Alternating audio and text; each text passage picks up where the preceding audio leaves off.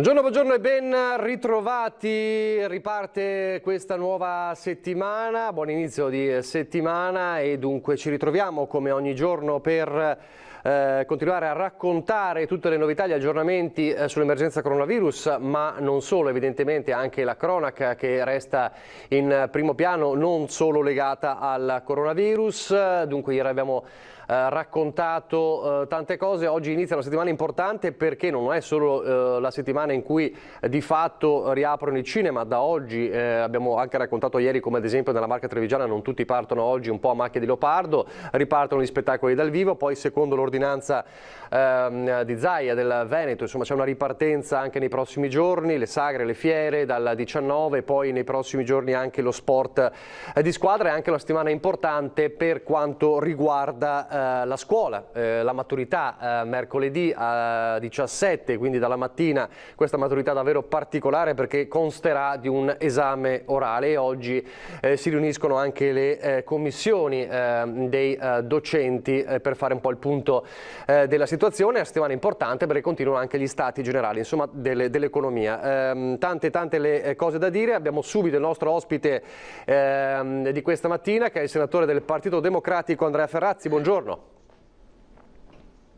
Buongiorno a lei, buongiorno a tutti. Buongiorno, allora io partirei con lei, fra poco parliamo anche delle stati generali perché di fatto ieri è stato anche il giorno di Colao, insomma una giornata importante, oggi di scena anche gli enti locali, le province e ANCI. Partirei da lei però commentando un po' ieri le parole del governatore Zaia, il quale ha detto tra le altre cose, se continua così, se il trend è questo del contagio, insomma potremmo fissare, vedremo ovviamente. Poi è anche da capire con diciamo gli scienziati, il Comitato Tecnico Scientifico a livello nazionale, ma il 15 luglio potrebbe essere una deadline, una data dalla quale poi si potrebbero togliere tutte le restrizioni che sono rimaste. È secondo lei uno scenario plausibile? Ma se i dati continuano ad essere questi, se il trend continua ad essere questo, spero proprio di sì. È evidente che tanto a livello regionale quanto a livello nazionale il virus ha calato di molto, insomma, il proprio potere di contagio e quindi è giusto che una volta usciti dal tunnel si riapra il più possibile, naturalmente in sicurezza. Poi, come sempre abbiamo detto, ma non è mai, è sempre il tempo comunque di ripeterlo. Tutto o moltissimo passa per la responsabilità di tutti, per non fare sciocchezze, per evitare appunto contatti troppo stretti quando non sono necessari, per utilizzare le mascherine nei luoghi chiusi o quando si è troppo vicini. Cioè, ormai siamo nel momento in cui, diciamo, le norme, le leggi hanno fatto il loro lavoro, i decreti hanno portato i risultati oggettivamente straordinari dal punto di vista del contenimento del virus nel nostro paese e adesso è venuto il tempo dell'apertura, del rilancio. Dobbiamo goderci quest'estate, ce la godiamo con responsabilità e dobbiamo far ripartire tutta la parte economica senza la quale naturalmente nessun paese può sopravvivere. Ne abbiamo già parlato qualche giorno fa, ma ribadiamo il concetto perché poi la polemica sulla scuola resta. Ieri sempre Zaia ha detto, bene, il Ministro propone il 14 settembre come data di inizio delle scuole, ha detto vediamo il bicchiere mezzo pieno, ok, però allora facciamo le lezioni di 6. Vabbè, ho avuto già modo di dirlo, è ormai un punto, un chiodo fisso di Zaia, credo non abbia fatto una questione di orgoglio più che di razionalità e di sensatezza. Io ho già avuto modo di spiegare la mia posizione, non ha senso alcuno votare il 6 di settembre, perché vorrebbe dire fare la campagna elettorale in Ferragosto, una cosa che non si è mai fatta. Non so, chiediamo un po' ai cittadini cosa ne pensano, chiediamo anche a tutti gli operatori del turismo cosa ne pensano. A Ferragosto, il 16 di agosto, nella settimana cruciale per il rilancio anche dell'economia turistica, che in Veneto tra l'altro è un'economia trainante, diciamo, tutta la nostra regione, cosa ne pensano di dover fare una campagna elettorale in quel momento? È una cosa veramente del tutto insensata. Ma d'altro canto, guardi, anche a Roma tutte le forze politiche, e c'è l'emendamento per bloccare la possibilità, per eliminare la possibilità di votare prima del 20 settembre. Non l'ha mica proposto il Partito Comunista, l'ha proposto un alleato di Zaia, quale Forza Italia, ed è stato di fatto votato da tutti, con qualche piccola eccezione. Ci sono stati autorevoli esponenti del centrodestra alleati di Zaia che si sono scagliati contro il governatore stesso, no? Definendo il governatore addirittura irresponsabile da questo punto di vista. Quindi non so, credo sia... Voglio immaginarla come un momento per mantenere alta l'attenzione nei suoi confronti, visto che dovendo fare una conferenza stampa ogni giorno, io mi rendo conto che è anche difficile trovare delle argomentazioni, e siccome queste continuano a tenere l'audience, perché sulla scuola ovviamente c'è l'attenzione di tutti, utilizzerà in questo modo. Mi sembra veramente insensato. Senta, parlando di quello che potrebbe essere poi lo scenario in autunno, no? Si è parlato del rischio di un contagio di ritorno, eccetera. Di questi giorni la notizia anche del vaccino, di un vaccino che potrebbe arrivare a fine anno anche in Italia, e questo ha scatenato un'ondata di attacchi Novax, soprattutto al ministro Speranza. C'è stata insomma anche la solidarietà da diverse forze politiche. Vabbè, ci risiamo, no? Vede, di fronte alla salute, di fronte alla sanità, ma devo dire anche di fronte all'ambiente, ci sono le posizioni che si basano sui dati scientifici e ci sono poi minoranze, grazie a Dio, che si fondano sull'ideologia, su posizioni preconcette, che noi spesso, quasi sempre, non sono disponibili ad affrontare il tema dal punto di vista del contenuto con gli esperti, dal punto di vista scientifico, ma appunto immaginano mondi trasversalmente che si mettono insieme per raggiungere chissà quale nascosto recondito scopo e via dicendo. E nulla di tutto questo. La scienza ha dimostrato da tempo che il vaccino non è solamente utile, ma è assolutamente necessario. Il vaccino nel mondo, nei confronti di 10.000 malattie, ha risolto e ha eliminato la morte, ha evitato la morte di milioni di persone. Dopodiché, guardi, va anche aggiunto che è facile dire non vaccino mio figlio, ma è evidente che questo mette a repentaglio gli altri bambini, e soprattutto se il figlio non vaccinato rischia poco, è perché gli altri bambini sono stati vaccinati, e questo è chiaro, no? Perché è stata fatta una copertura, un'immunità di gregge attraverso politiche di questo tipo. Bisogna dare poco ascolto a queste posizioni assolutamente, grazie a Dio, minoritarie e ideologiche, che non si basano su dati scientifici. Ovviamente, ma su questo non ho dubbi, i vaccini dovranno superare, ma c'è ovviamente tutto un protocollo molto molto stringente dell'Organizzazione Mondiale delle Sanità, di tutti gli enti proposti, che dovranno verificare il momento in cui questi vaccini possono essere messi a disposizione della popolazione. Quindi lei pensa che ci sarà poi, una volta acclarata la bontà del vaccino, un obbligo vaccinale? No, io non sono per l'obbligo vaccinale direttamente in questo caso, oppure diciamo che mi affido alle considerazioni della parte scientifica, sulla quale poi la politica deve interloquire e poi decidere. In questo momento sto a dire che se arriva il vaccino, ben venga, anzi venga. Andiamo a raccontarlo a tutte le famiglie dove sono morti di coronavirus, appunto anziani, ma anche meno anziani in queste settimane. Andiamo a dire a tutti coloro che hanno sofferto, andiamo a dire al personale sanitario, ai molti deceduti, per mettere a disposizione la loro competenza e la loro professionalità per salvare vite umane. Il vaccino è una cosa importantissima, e quindi naturalmente nel momento in cui verrà messo a disposizione, va messo a disposizione di tutti i cittadini. Dopodiché sul fatto di renderlo obbligatorio o meno si faranno le valutazioni di merito, ma certamente alcuni vaccini vanno resi obbligatori, su questo non c'è dubbio alcuno. Senta, allora l'economia e gli stati generali continuano. Ieri è stato il giorno insomma di Colau, un documento corposo in 6 punti il piano di rilancio. Conte ha parlato anche ai sindacati e quindi ha parlato del decreto, con il decreto per la cassa integrazione. Come procede, come vede questi stati generali e appunto il piano di Colau? Ma il piano di Colau è un utilissimo stimolo fatto tra l'altro di esperti di svariati settori, e quindi è tutto evidente che la politica deve tenerlo in grande considerazione. Ovviamente non vuol dire che la politica deve fare quello che dicono i tecnici, ma la politica per scegliere deve ascoltare e interloquire con tutti i mondi, tra cui gli esperti, in questo caso di economia.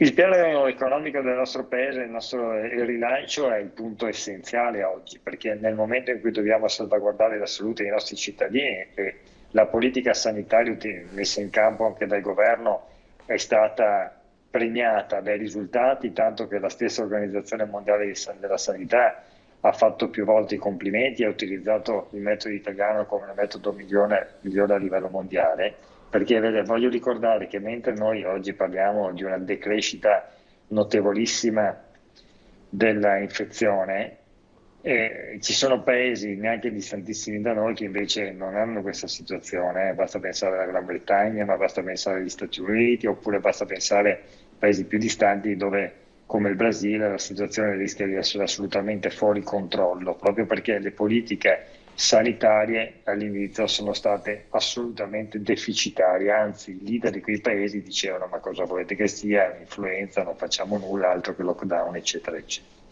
Detto questo, adesso è il momento del grande rilancio economico.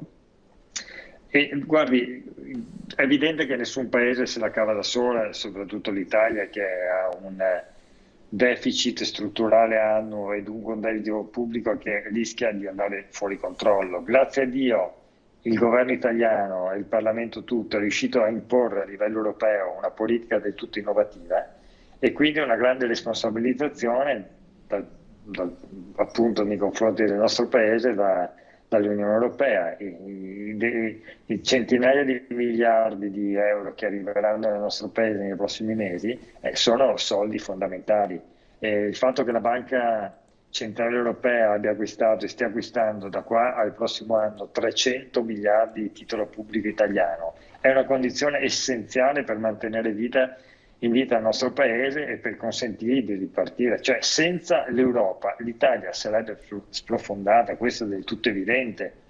No, alla faccia dei sovranisti che raccontavano che bastava chiudere i confini e arrangiarsi tra di noi. No, nulla di tutto ciò.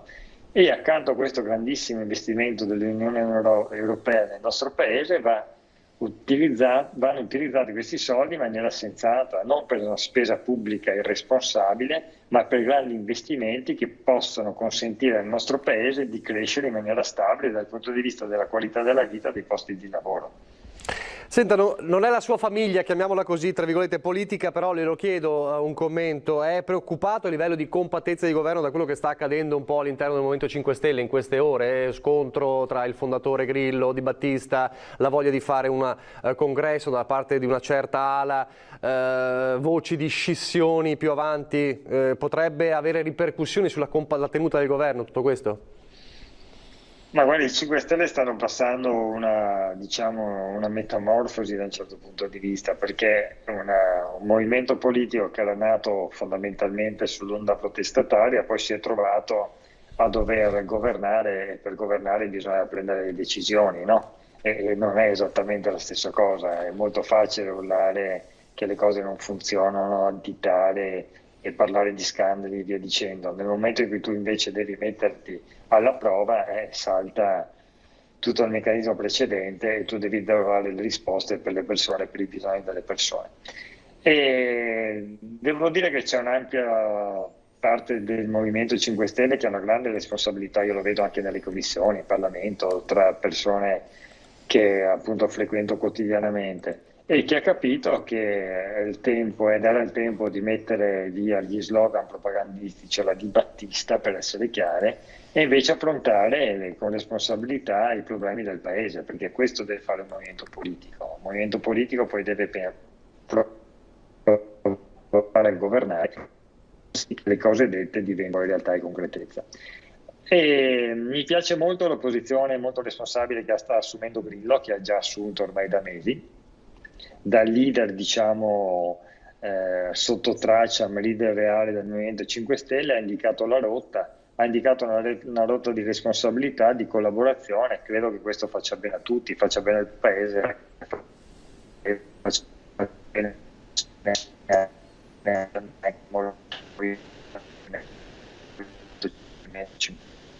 Vediamo se vedo rallentato il collegamento. Ecco, adesso la sento benissimo. Quindi diciamo lei vede una metamorfosi anche di Grillo, insomma meno come dire, come dire, meno Savonarola e più concreto, diciamo. Beh, sa, quello che dicevo prima, no? Grillo, certamente il Movimento 5 Stelle è composito, ha moltissime anime al suo interno, molto differenti anche. Mi pare che la linea della responsabilità, la linea tracciata da Grillo, stia prendendo il sopravvento. Mi pare che la linea invece urlata, protestataria, e secondo me anche molto fanfarona, alla Di Battista invece stia, insomma, ormai lasciando il tempo che trova. Mi sembra che ci sia... Vede, da questo punto di vista, Conte rappresenta esattamente questo, no? In tutti i sondaggi tra gli elettori dei 5 Stelle, Conte di gran lunga è il leader preferito, no? E questo la racconta lunga su una trasformazione verso una responsabilità di un movimento che appunto ha cambiato la sua natura nel corso di questi anni. L'ultima domanda che le faccio: è stato nominato qualche giorno fa dal segretario Zingaretti responsabile nazionale per il Dipartimento per la rigenerazione urbana. È un settore importante, strategico del futuro ovviamente del Paese, e l'emergenza Covid in qualche modo influenza anche questo ripensare la rigenerazione urbana? Sì, certamente, non è che la stravolga, sottolinea alcune cose che già dicevamo da tempo, che va ripensato allo sviluppo delle nostre città, che va modificato. Vede, noi viviamo in un paradosso, abbiamo la legge quadro, no? La legge di riferimento dell'urbanistica del nostro paese, pensi che è del 1942, ce l'avevamo ancora durante la Seconda Guerra Mondiale, ed era ovviamente una legge del tutto diversa rispetto agli obiettivi di oggi. C'è una legge urbanistica espansiva, che immaginava che le città dovessero crescere e anche consumare suolo, e cosa che invece oggi non serve, anzi oggi bisogna fare il contrario. Mentre oggi noi parliamo, stiamo consumando 17 ettari di terreno vergine e contemporaneamente abbiamo intere aree delle nostre città che sono abbandonate, con palazzi vuoti, con costruzione ancora in corso di edifici interi che poi non verranno mai venduti, ed è un'assurdità. Dobbiamo passare da un'urbanistica appunto che pensa alla città che si espande a un'urbanistica che rigenera la città, che riutilizza gli spazi vuoti, che inserisce il verde come asse strategico dello sviluppo, che pensa a nuovi sistemi di mobilità, che pensa alla qualità della vita, che abbassa per esempio tutte le emissioni inquinanti nell'atmosfera, che parla anche dunque di piani di mitigazione ma anche di adattamento, che utilizza la grande il digitale. C'è tutto un lavoro da fare straordinario per far sì che le nostre città diventino davvero quel differenziale competitivo senza il quale non c'è nessuna nazione che diventa competitiva a livello mondiale. Benissimo, grazie allora, grazie al senatore Ferrazzi, grazie per essere stato con noi in questo inizio di settimana, grazie, buon lavoro.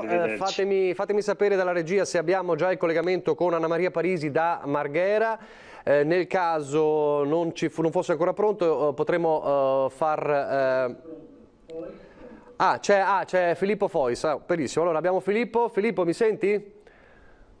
Mi vedi soprattutto, mi senti? Sì, ti sento forte e chiaro. Ecco, buongiorno Nicola e buongiorno ai nostri telespettatori. Sei sotto il portico perché piove, credo. No. Sì, questa è una delle grandi contraddizioni che, almeno per quello che riguarda il veneziano, ci sono state in questa emergenza sanitaria, vale a dire un tempo straordinario, bellissimo durante il lockdown, dal momento in cui hanno iniziato ad allentarsi tutte le limitazioni agli spostamenti, purtroppo, per fortuna naturalmente per quello che riguarda l'agricoltura, che stava soffrendo molto questa situazione anche qui a Venezia, ma purtroppo per chi finalmente, come noi tutti, ci si può muovere liberamente, continua a piovere, quasi tutti i giorni c'è un temporale, un acquazzone, oppure come in questo momento una pioggerellina leggera che ci ha costretto a trovare riparo qui sotto questo porticato. Allora, oggi potrebbero esserci ulteriori novità, ci sarà, lo aveva annunciato probabilmente un ospite con il governatore Zaia, ancora uno dei protagonisti della battaglia in prima linea contro il coronavirus, e poi vedremo se ci sono novità ulteriori anche sulla ordinanza a cui aveva fatto cenno l'assessore Lanzarin, per esempio, qualche giorno fa. Potrebbe essere questo anche una chiave di oggi. Sì, esatto. Innanzitutto diciamo chi è l'ospite, che è il dottor Andrea Vianello, che è il direttore dell'unità operativa di fisiopatologia respiratoria all'azienda ospedaliera di Padova. Quindi continuano le testimonianze qui dall'unità di crisi di Marghera del personale sanitario che ha vissuto in prima linea l'emergenza Covid-19 in Veneto. Non c'è solamente attesa per quello che annunciavi tu che riguarda l'assessore Lanzarin, ma anche per la data delle elezioni, che oramai dovrebbe essere prossima. Voi sapete che sulla data del voto si è aperto un vivace dibattito che ha contrapposto anche la conferenza delle regioni con il governo.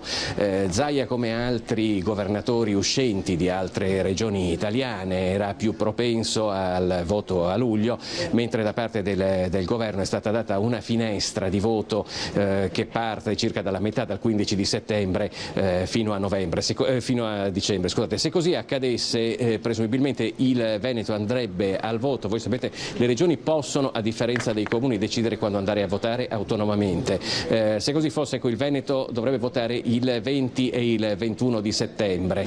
Bisogna vedere se sarà poi un election day. Ci sono circa 1500 comuni in scadenza di mandato in Italia. C'è anche un referendum che è fermo, quello sulla riduzione del numero dei parlamentari, che è fermo da marzo. Si era paventata l'ipotesi di un election day, che non è detto però che si svolga. Come detto, le regioni possono decidere autonomamente, quindi sarebbe il 20 e il 21. Bisogna vedere poi quali saranno le posizioni del governo, che invece decide per quello che riguarda sia il referendum che tutti i rinnovi di amministrazioni comunali, compreso tra l'altro quello di Venezia, del luogo in cui ci troviamo in questo momento.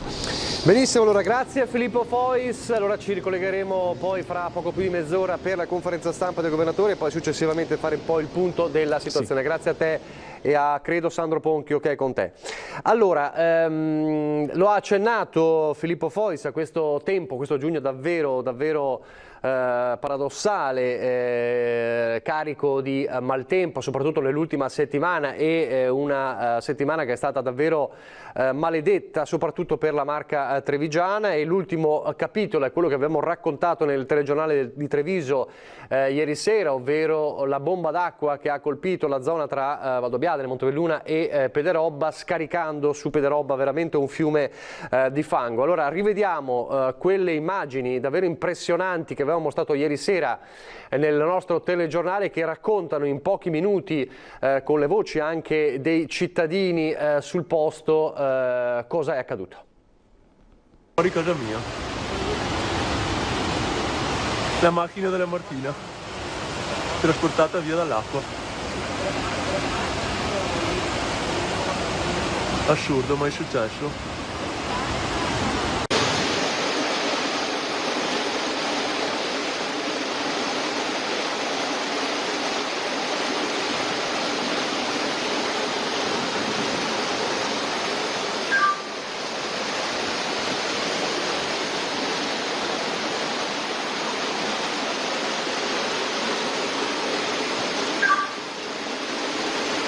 Raga, non so se rende l'idea.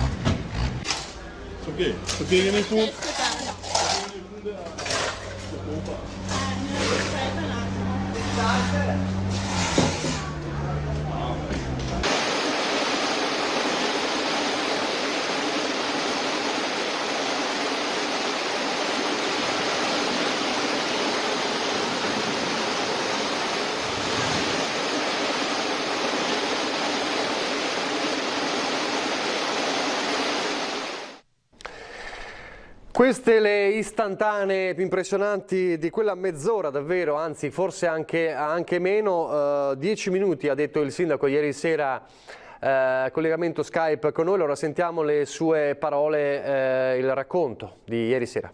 10 minuti, l'apocalisse, una vera e propria, si è abbattuta una tempesta d'acqua non visibile dal paese perché la bomba d'acqua si è scaricata sul Monfenera, che poi a sua volta ha scaricato tutta l'acqua nella frazione di Pederoba. L'acqua che ha scaricato dal Monfenera ha portato con sé i detriti, terre e ramaglie varie. Di conseguenza ha tappato i tubi, un lavoro encomiabile fatto dalla Forestale ancora anni fa per evitare queste situazioni, però purtroppo l'acqua ha scavalcato tutto l'impianto che è stato costruito a quei tempi e ovviamente ha allagato il paese. Mi stringeva il cuore vedere tutti i cittadini che non hanno aspettato nemmeno un secondo. La prima cosa che hanno fatto, hanno tirato fuori i badili, le scope, le carriole per pulire garage, scantinati e anche le strade. Una cosa che ha toccato il cuore. Il paese ha piovuto normalmente un acquazzone estivo. Ciò che non ci immaginavamo era ciò che stava succedendo in Monfenera, una bomba d'acqua terribile che ha portato danni e non pochi in tutta la frazione. Adesso c'è solo da rimboccarsi le maniche e trovare i fondi necessari per ristorare tutte le famiglie che sono state colpite da questo evento tragico. Queste erano le parole del sindaco Turato. Ha raccontato appunto di gente che si è rimboccata le maniche. Il nostro Christian Arboit ieri pomeriggio ha raccolto le loro voci.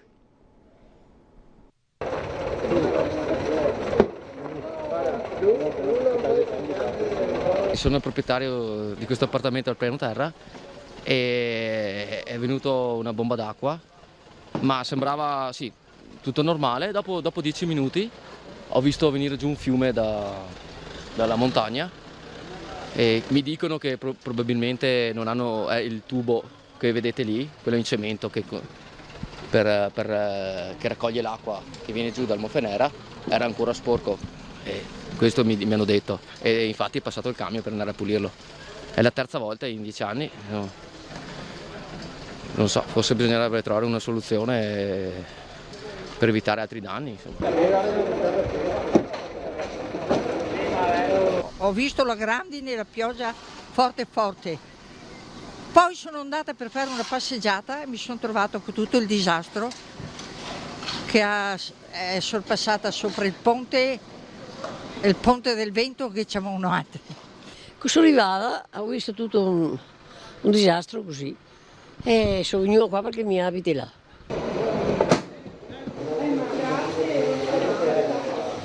Sostanzialmente dopo la bomba d'acqua arrivata verso le 14:30-15 le due valli a monte hanno scaricato tutta l'acqua sostanzialmente all'insieme ai detriti che hanno tappato le condutture che portano a valle e hanno straripato sulla zona alta di Pederoba della via Roma.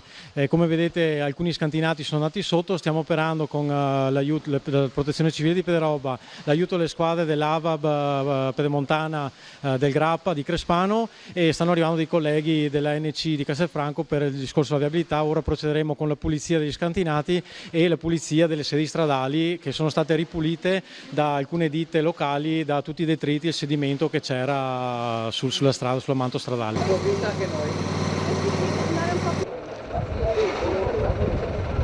Anche stavolta con la bomba d'acqua è crollato tutto e quindi è stato proprio brutto questo posto qua. Hanno portato via tutti i sanpietrini del parcheggio in quella zona e lasciando proprio anche addirittura una macchina un po' in bilico. Si sono allagati tantissimi garage, il garage di tutto questo stabile, il garage dello stabile della Banca Intesa e adesso hanno appena finito di liberare anche i garage. Sicuramente danni davvero importanti, credo che bisogna assolutamente pensare a qualcosa di importante anche come fondi, altrimenti questi comuni si trovano sempre da soli, senza soldi e con problemi sempre per i nostri cittadini. Questo è quanto accaduto, poi questa sera vi racconteremo anche la giornata di conta dei danni oggi a Pederobba e nella zona. Adesso però parliamo della fase 3 della ripartenza che coinvolge, abbiamo visto il cinema, ma anche e soprattutto lo spettacolo e allora i concerti che ritornano, e l'appuntamento più atteso di oggi è a Treviso. E è un vero piacere avere con noi in diretta e in collegamento Red Canzian. Buongiorno Red Canzian. Buongiorno a voi. Buongiorno, allora per i pochissimi che non lo sanno ancora, cosa succede questa sera a Treviso? Stasera c'è un concerto che si chiama La musica non si ferma, che è dedicato chiaramente all'importanza della musica per tutta la gente. Senza musica avremmo passato una quarantena terribile, la musica è stata un grande conforto per la nostra anima. E poi in quest'ora che mi hanno concesso, perché hanno paura di assembramenti, quindi posti distanziati e tutto come dovrà essere fatto, in quest'ora io canterò tutta la musica che ha attraversato la mia vita, per far capire come la musica sia importante, come la musica possa aiutarci a crescere e a cambiarci anche, no? E poi lo faccio per dedicare un'attenzione a tutti quelli invisibili del mondo dello spettacolo che non sono mai stati citati in questo periodo, e sono gli operai, gli elettricisti, gli autisti, i tecnici del suono, delle luci, i musicisti che sono rimasti a casa e hanno davanti a loro un futuro senza una previsione precisa. E quindi io voglio, infatti me li porterò sul palco, anche se in realtà io dovrei fare pianoforte e voce stasera. Saliranno a turno tutti quelli della mia band, uno alla volta a suonare, perché non voglio lasciare a casa e non voglio lasciare indietro nessuno. Ecco, lo diceva lei, in questi 3 mesi si è parlato appunto di tante persone, ma c'è un settore del mondo dello spettacolo che ha sofferto tantissimo e sono invisibili. Lei che input, che sensazioni ha ricevuto in questi mesi di fermo forzato? Guarda, un direttore di produzione che avevo con i Pooh sta vendendo moto in un negozio a 150 euro la settimana. Questo per dirti. Si stanno arrampicando, stanno cercando di fare qualsiasi cosa per sopravvivere, perché sono tutte persone che hanno famiglie, figli, mutui da pagare, operai esattamente uguali a quelli dell'Italsider, della Fincantieri o di qualsiasi altra azienda. Però non si sa perché gli operai, quelli che lavorano nel mondo dello spettacolo, si pensano sempre che siano dei privilegiati ai quali non dare troppa attenzione. Comunque ti voglio dire una cosa, io stanotte ho fatto un sogno bellissimo, perché questo momento di risalire sul palco io lo aspetto dal secondo giorno della pandemia. Ho sognato che ero in custodia di un Luna Park e che andavo a aprire questo grande cancello arrugginito dopo l'inverno, e fuori c'era una fila di bambini festosi con gli occhi pieni di gioia, e credo di aver pianto in sogno, di essermi commosso, per cui stasera sarà bellissimo. Un'altra cosa volevo chiederle, il musicista soprattutto soffre l'assenza del contatto con il pubblico, perché si può anche lavorare in studio ovviamente, poi gli album nascono dallo studio, però cosa vuol dire per un musicista non avere il contatto con il pubblico? Io credo che chi, come me, che non ho più 20 anni, ha scelto di fare questa vita e continua a farla con forse più passione che all'inizio, il motivo sia quello di non aver mai tradito quella voglia iniziale, quella scintilla che ti ha fatto scegliere questo mestiere, che è proprio la voglia e il bisogno del contatto col pubblico, bisogno del palcoscenico, per cui a me è mancato tantissimo. Ho scritto, ho suonato, ho fatto un sacco di lavori qui a casa durante la pandemia, ma l'abbraccio del pubblico, poi io credo che la musica suonata da soli perda di valore. La musica è condivisione, la musica è fatta per essere condivisa, la musica ha bisogno della gente e vive della sua stessa vita.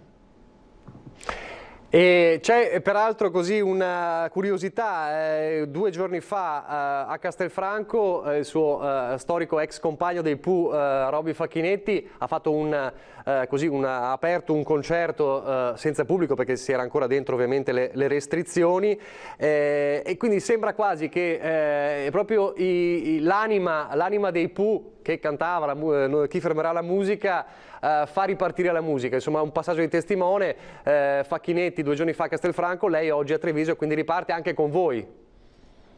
Ma insomma voglio dire, abbiamo investito nella nostra vita nella musica, per cui un minimo di diritto ce l'abbiamo ad essere qui a fare qualcosa di importante. Di sicuro non stiamo usurpando ruoli a nessuno, però insomma io credo che se io sono qua è grazie all'amore per la mia città, grazie al sindaco di Treviso che ha fortemente voluto questo concerto, e grazie agli amici del Teatro Stabile del Veneto che hanno fortemente voluto questo concerto e la mia presenza. Per cui sono state tutte promesse mantenute, che ci siamo scambiati, però come dicevo prima, all'inizio di questa quarantena noi ci siamo sentiti per telefono e abbiamo detto appena finisce dobbiamo fare un concerto, perché eravamo tutti sulla stessa onda, perché pensiamo tutti quanti che la musica sia veramente un buon nutrimento per l'anima. Grazie allora, grazie a Red Canzian. Allora questa sera assisteremo a questo concerto, è la musica che riparte, non si è mai fermata ma riparte insomma anche con l'emozione del pubblico. Grazie davvero. Grazie a voi. Grazie allora a Red Canzian. Allora credo che possiamo fare una piccola pausa pubblicitaria, direi, e poi torniamo in diretta.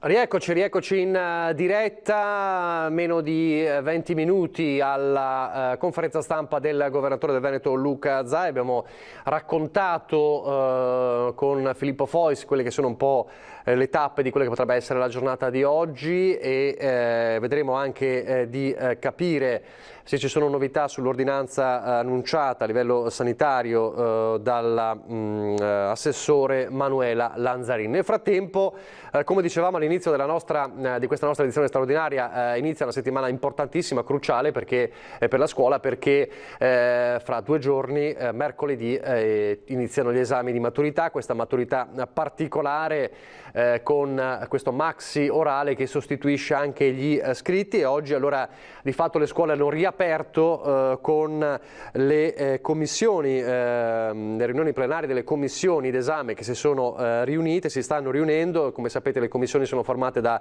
6 membri interni e un presidente esterno, e quindi viene stilato non solo il calendario dei colloqui in base al sorteggio delle lettere, che è già ormai fatto, e quindi già gli studenti sanno quale sarà il loro giorno. Ricordiamo che si parte alle 8:30 di mercoledì 17, quindi questo esame di maturità caratterizzato da mascherine igienizzanti, distanziamenti, e poi ovviamente l'abolizione dei 2 scritti e il maxi orale. Tutte le indicazioni di sicurezza alle quali le scuole si sono dovute ovviamente in qualche modo adattare. Vi facciamo vedere ad esempio una immagine che ci ha girato la preside dell'Istituto Duca degli Abruzzi di Treviso, e che riguarda i termoscanner. Eccolo qui, il termoscanner attivo da questa mattina all'Istituto Duca degli Abruzzi di Treviso. Vi faccio vedere anche un'altra immagine, ovviamente è fondamentale, vedete la data è proprio di oggi, di questa mattina. Questa è un'altra immagine, adesso ve la ingrandisco, in cui si vede il passaggio della gente e come funziona il termoscanner davanti all'interno della scuola, e il passaggio delle persone, fondamentale per poter garantire gli esami in estrema sicurezza. Ringraziamo il preside dell'Istituto degli Abruzzi, Maria Antonia Piva, per averci fornito queste immagini praticamente in tempo reale. Sono state anche predisposte nelle aule, perché appunto oggi c'è la riunione plenaria dei docenti. Eccolo qua, sono state predisposte, lo vedete qui, anche nelle aule, questo è sempre il Duca degli Abruzzi, i plexiglass, non so se si vedono perché sono ovviamente trasparenti, sono delle piccole pareti di plexiglass tra i vari banchi, proprio per consentire per consentire poi quello che sarà l'esame orale per gli studenti, il maxi orale. Quindi settimana importante, settimana cruciale per questa maturità. Poi c'è un altro fronte, lo parleremo fra pochissimo, è quello della ex caserma Serena. È legato anche questo evidentemente all'emergenza Covid, anche se gli esiti dei tamponi fanno ben sperare, insomma non c'è la presenza di un focolaio come si poteva temere all'inizio, ma resta la questione politica dopo la rivolta dei migranti. Nel frattempo vediamo allora quali sono un po' le voci dalla caserma raccolte ieri dal nostro Christian Arboit proprio all'esterno. Io sono bene, io non c'è tosse, non c'è male la testa, sono a posto io, ma sono paura perché io non posso uscire. Vorresti uscire? Voglio uscire? Sì, voglio uscire per andare a cercare lavoro così, per fare la mia vita. Chiedono di tornare alla loro normalità, anche se di normale nella vita di questi ragazzi c'è poco o nulla, soprattutto dietro a delle inferriate. La domenica tra i richiedenti asilo della caserma Serena di Casier è trascorsa tranquilla, ma le immagini della protesta dei giorni scorsi sono ancora vivide, così come non passano inosservati uomini e mezzi di polizia e carabinieri sempre presenti davanti ai cancelli chiusi. A condannare le proteste con fermezza la stessa cooperativa Nova Facility che gestisce la Serena accanto ad altre strutture in tutta Italia, da Pordenone a Lampedusa. Io quello che da cittadino, prima che da gestore, mi sento di dire che la violenza è inaccettabile, inqualificabile. I soggetti che se ne sono resi responsabili devono essere puniti ai sensi della legge. Condanna ferma dunque, così come è netto l'atteggiamento nei confronti dell'operatore addetto alla raccolta rifiuti rientrato dal Pakistan a fine maggio e risultato positivo al virus. L'uomo avrebbe nascosto il suo stato febbrile per diversi giorni ai sanitari della struttura che dal 1 giugno a domenica 7 gli hanno sempre monitorato la temperatura in via precauzionale. Un altro dipendente va a dire alla responsabile sanitaria: guarda che Hussein mi sembra strano.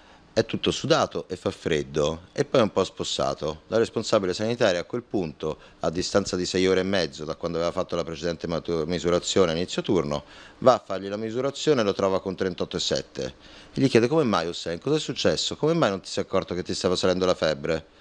E lui ha risposto: ma io prendevo sempre ibuprofene prima che te mi venivi a misurare la febbre. Da qui l'avvio di un procedimento disciplinare e la denuncia dei fatti in questura, con la convinzione che la cooperativa ha fatto tutto il possibile. L'azienda ritengo che sia stata un'ottima sentinella del territorio, perché se questo signore che ha avuto questa condotta non fosse stato un dipendente di Nova Facility o di un'altra azienda che segue questo protocollo, sarebbe potuto tranquillamente girare per tutto il territorio senza che nessuno gli avrebbe mai trovato la febbre, perché prendeva l'ibuprofene, e quindi avrebbe potuto potenzialmente contagiare un sacco di persone. C'è poi il dibattito politico dominato da chi chiede la chiusura della caserma o comunque un ridimensionamento, e poi i residenti, anch'essi divisi. Sinceramente chiuderei, però non vorrei essere fraintesa. Chiusa non proprio, forse un pochettino ridimensionata per ampliare un pochettino di più gli spazi, forse quello sì. Però chiusa del tutto, non so. È da tanti anni che sono qua, non hanno mai disturbato, anzi salutano in italiano. Io che sono, diciamo, la più anziana, che sono sempre fuori, mi dicono sempre ciao mamma. Nessuna lamentela per quanto riguarda loro. Sul fronte poi delle conseguenze giudiziarie, 3 di questi migranti potrebbero essere avviati verso l'espulsione, altri 2 poi un'altra ventina di migranti potrebbero essere poi denunciati per il complesso di quanto accaduto tra giovedì e venerdì. Ovviamente devono restare in quarantena fino al 21 di giugno, questo è il concetto, e il presidio H24 che avete visto anche nelle immagini di Christian Arboit continua anche oggi. Oggi è il giorno peraltro in cui il senatore della Lega trevigiano Massimo Candura presenterà proprio un'interrogazione in Senato proprio sul caso della caserma Serena, uno per capire anche come è possibile che l'operatore pakistano sia tornato dal suo proprio paese senza appunto essere sottoposto a quarantena, e poi anche su evidentemente le rivolte, la sommossa che c'è stata, i medici per qualche minuto, anche se di forte tensione, sequestrati proprio dai migranti migranti la polemica politica si è sviluppata, una polemica di cui parleremo questa sera,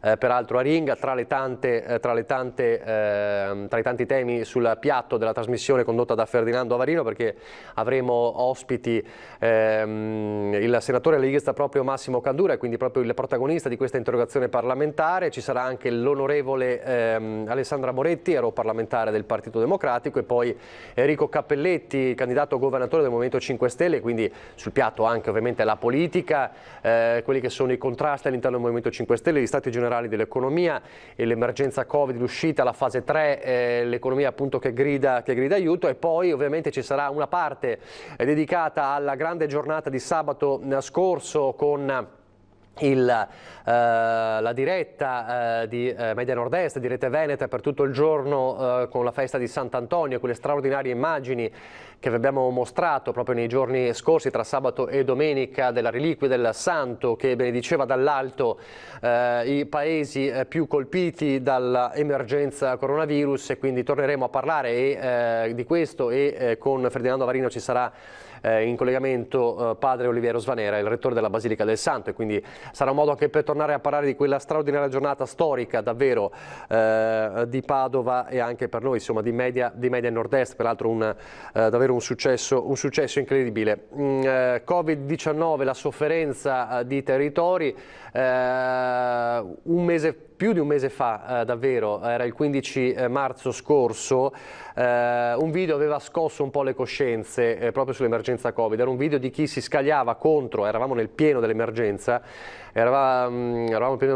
e in questo video ci si scagliava contro chi affollava la zona del lago di Garda proprio nel momento più terribile dell'emergenza coronavirus. A postare quel video, che sarebbe stato poi il suo ultimo purtroppo video, fu il senatore di Fratelli d'Italia veronese Stefano Bertacco, nonché assessore ai servizi sociali del comune di Verona, che purtroppo ieri è morto, non ce l'ha fatta, si è spento all'ospedale di Borgo Trento, dove lottava da tempo contro il male che lo aveva colpito da novembre. Aveva solo 57 anni. In queste ore si sono un po' moltiplicati i messaggi di cordoglio da Giorgia Meloni allo stesso sindaco Sboarina, che ha affidato ad alcune parole commoventi appunto il suo ricordo sulla sua pagina Facebook. Allora quel video aveva scosso le coscienze, erano le ultime parole appunto che avevano destato forte anche commozione, proprio le parole di chi non poteva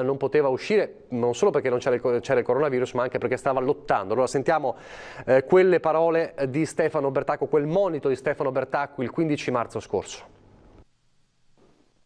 È da novembre che combatto con un cancro.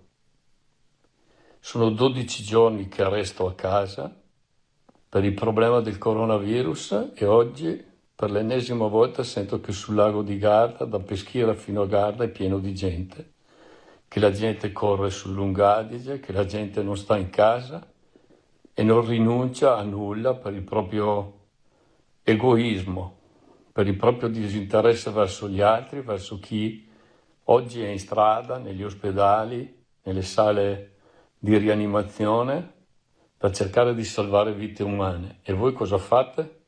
E compromettete tante altre. Credete che non abbia voglia nemmeno io di andare a fare una passeggiata?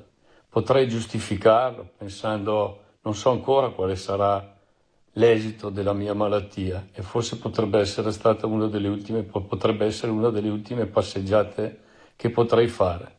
E invece sono qua, a casa, resto a casa, perché ho troppo rispetto delle persone e soprattutto della vita altrui. Allora fatela finita, perché ve lo dico chiaramente, in maniera molto diretta, mi fate schifo. Non potete essere così chiusi, ottusi, a non vedere, a non capire che siamo in una situazione difficile. Queste erano le parole forti di Stefano Bertacco il 15 marzo scorso. Purtroppo 3 mesi dopo ha dovuto cedere nella sua battaglia contro il male che lo aveva colpito da novembre. Adesso lasciamo invece uno spazio un po' al sorriso dopo queste parole forti, anche questa testimonianza drammatica di Bertacco di 3 mesi fa. Come sapete, in questi giorni tra i vari ospiti all'appunto stampa di Zaia mancano davvero pochi istanti, ci sono anche degli ospiti, non solo ovviamente chi testimonia in prima linea la battaglia contro il coronavirus e poi anche gli assessori per le novità, gli aggiornamenti di giorno in giorno, ma anche degli ospiti. Più spesso sono venuti dei bambini. Anche ieri un ragazzino è stato protagonista nella parte finale della conferenza stampa, un ragazzino di Vicenza, e poi anche i gelatai veneti che hanno creato il gelato della ripresa post coronavirus. In Veneto cos'è che si fa quando uno è un po' gracile, viene fuori da una malattia, da una convalescenza? Sbattudino. E hanno fatto il gelato sbattudino. Direttamente dal libro delle ricette della nonna e dai ricordi d'infanzia di migliaia di veneti, l'uovo sbattuto con zucchero e marsala per i più fortunati diventa lo sbattutin, la ricetta dei gelatai veneti. Uovo sbattuto e passito veneto e biscotti, un mix di energia e bontà, una sorta di tributo della categoria che con l'ordinanza di Zaia ha potuto riaprire in tempi impensabili e iniziare così la stagione estiva che rischiava di perdere. Abbiamo pensato di aggiungerle anche un passito veneto per renderlo ancora più ricco come gelato l'abbiamo arricchito con dei biscotti. Abbiamo pensato di fare tutto con prodotti originali del Veneto per dare la ricrescita, grazie al Presidente che è stato quello che ci ha dato l'opportunità di aprire come Veneto le gelaterie, prima di tutto come diceva prima da Sporto e poi con la consegna dalla gelateria. Chiamatelo il gelato della ripresa, della rinascita. Certo è che inizierà ad essere prodotto e venduto in tutte le gelaterie del territorio. 4 maestri in rappresentanza: Stefano Buosi, Fausto Bortolot, Renzo Ongaro, Paolo Garn, oggi ospiti del punto stampa di Zaia. Ricotta e marmellata di fichi invece per il gelato del Presidente. Durante la diretta oggi è stato presentato anche il giovane Mattia, 12 anni, vicentino, che con 55 bottiglie di latte ha dato vita a questa mucca rigorosamente con la mascherina, plastica e cartone colorati, e la sorpresa della mucca che invece del latte porta il contributo dei suoi piccoli giovani creatori. Quasi a sorpresa. Dillo. 5 euro. 5 euro. Una donazione con il cuore da Mattia e i suoi fratelli e altri amichetti, una delle tante che hanno accompagnato i disegni che in queste settimane sono arrivati e saranno esposti nella mostra dedicata proprio ai bambini.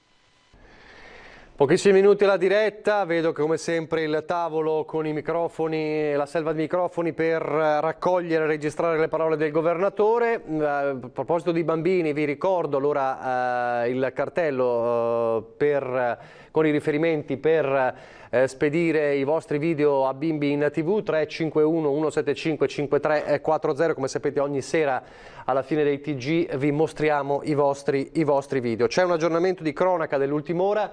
Io ogni tanto do un occhio ovviamente a quello che accade alle mie spalle, eccolo qui, lo vedo, grazie alla regia, grazie a Andrea Basso.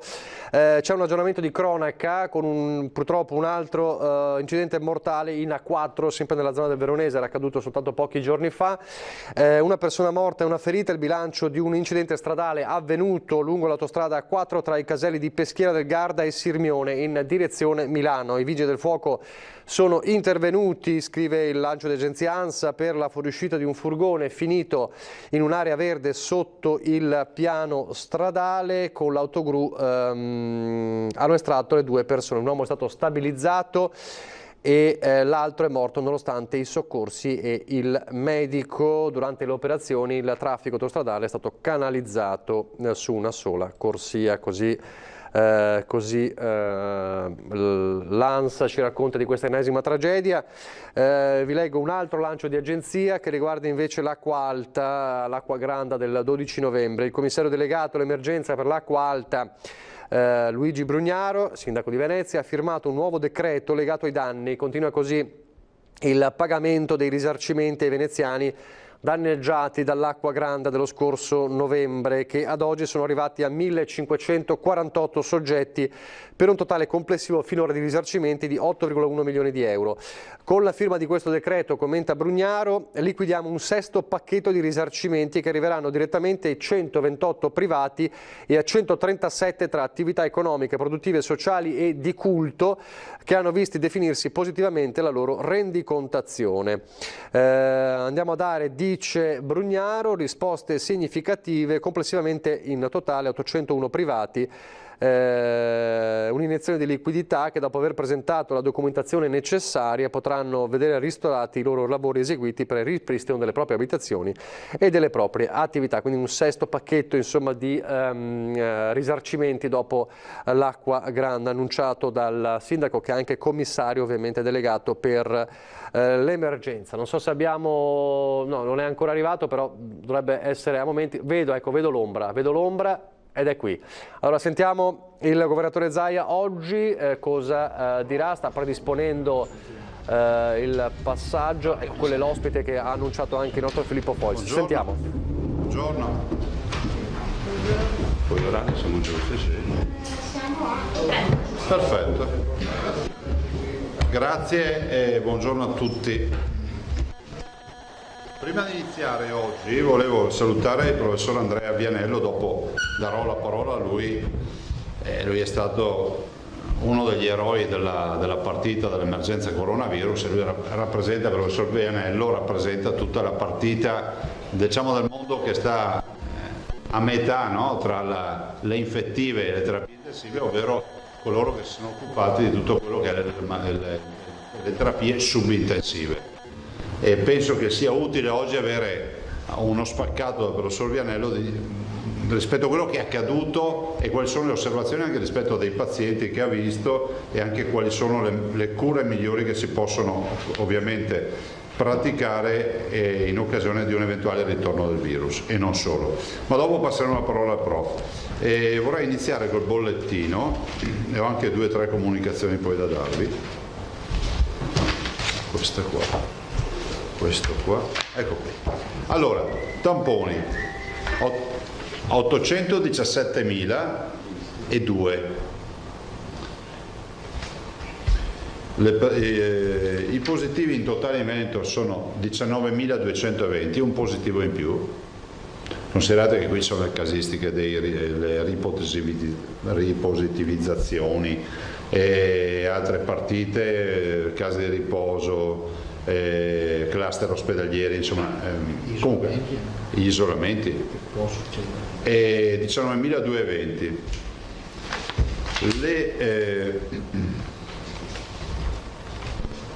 I ricoverati sono 271, sono solo 38 i ricoverati Covid in questo momento.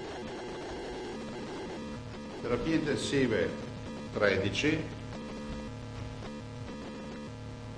Dato invariato rispetto a ieri, quindi lo conoscete già, 1 più 12 praticamente, totale di morti 1978. Accomodatevi, entrate. Salutiamo, prego, accomodatevi. Perché c'è un po' di posti, accomodatevi. Grazie. Prego. Buongiorno. Ci voglio ricordare che fra l'altro gli assessori, l'assessore Lanzarini e c'era anche Bottacini. Con loro. Questa mattina sono stati diversi incontri, il comparto dei trasporti, lo spettacolo, i marittimi, cassa integrazione eccetera, partiranno dei tavoli e quindi salutiamo un po' tutti quelli che sono qui presenti. Morti in ospedale 1411, dimessi totali 3498.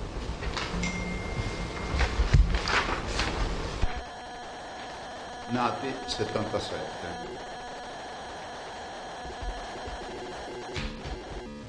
Alcune considerazioni.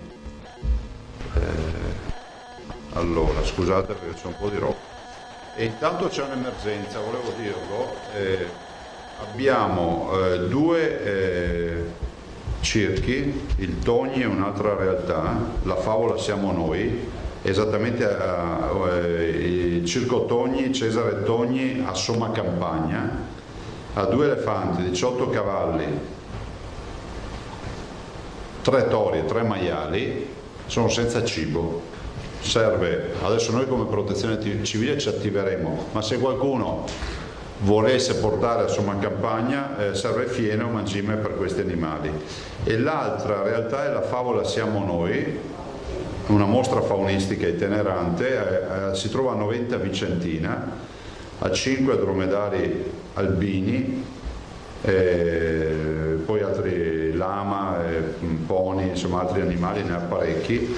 Anche qui, se qualcuno volesse andare a Noventa Vicentina, anche qui sono circa 150 animali, mancano ovviamente fieno, mangime per cani e gatti e per pollame. Noi ci stiamo attivando come protezione civile, ci è arrivata questa richiesta, però lo dico, siccome sono molti cittadini disponibili a dare una mano, vi ricordo che le 2 realtà, una è a Somma Campagna, ripeto, 2 elefanti, 18 cavalli, 3 tori, 3 maiali, e poi l'altra realtà invece è a Noventa Vicentina che ha 150 animali.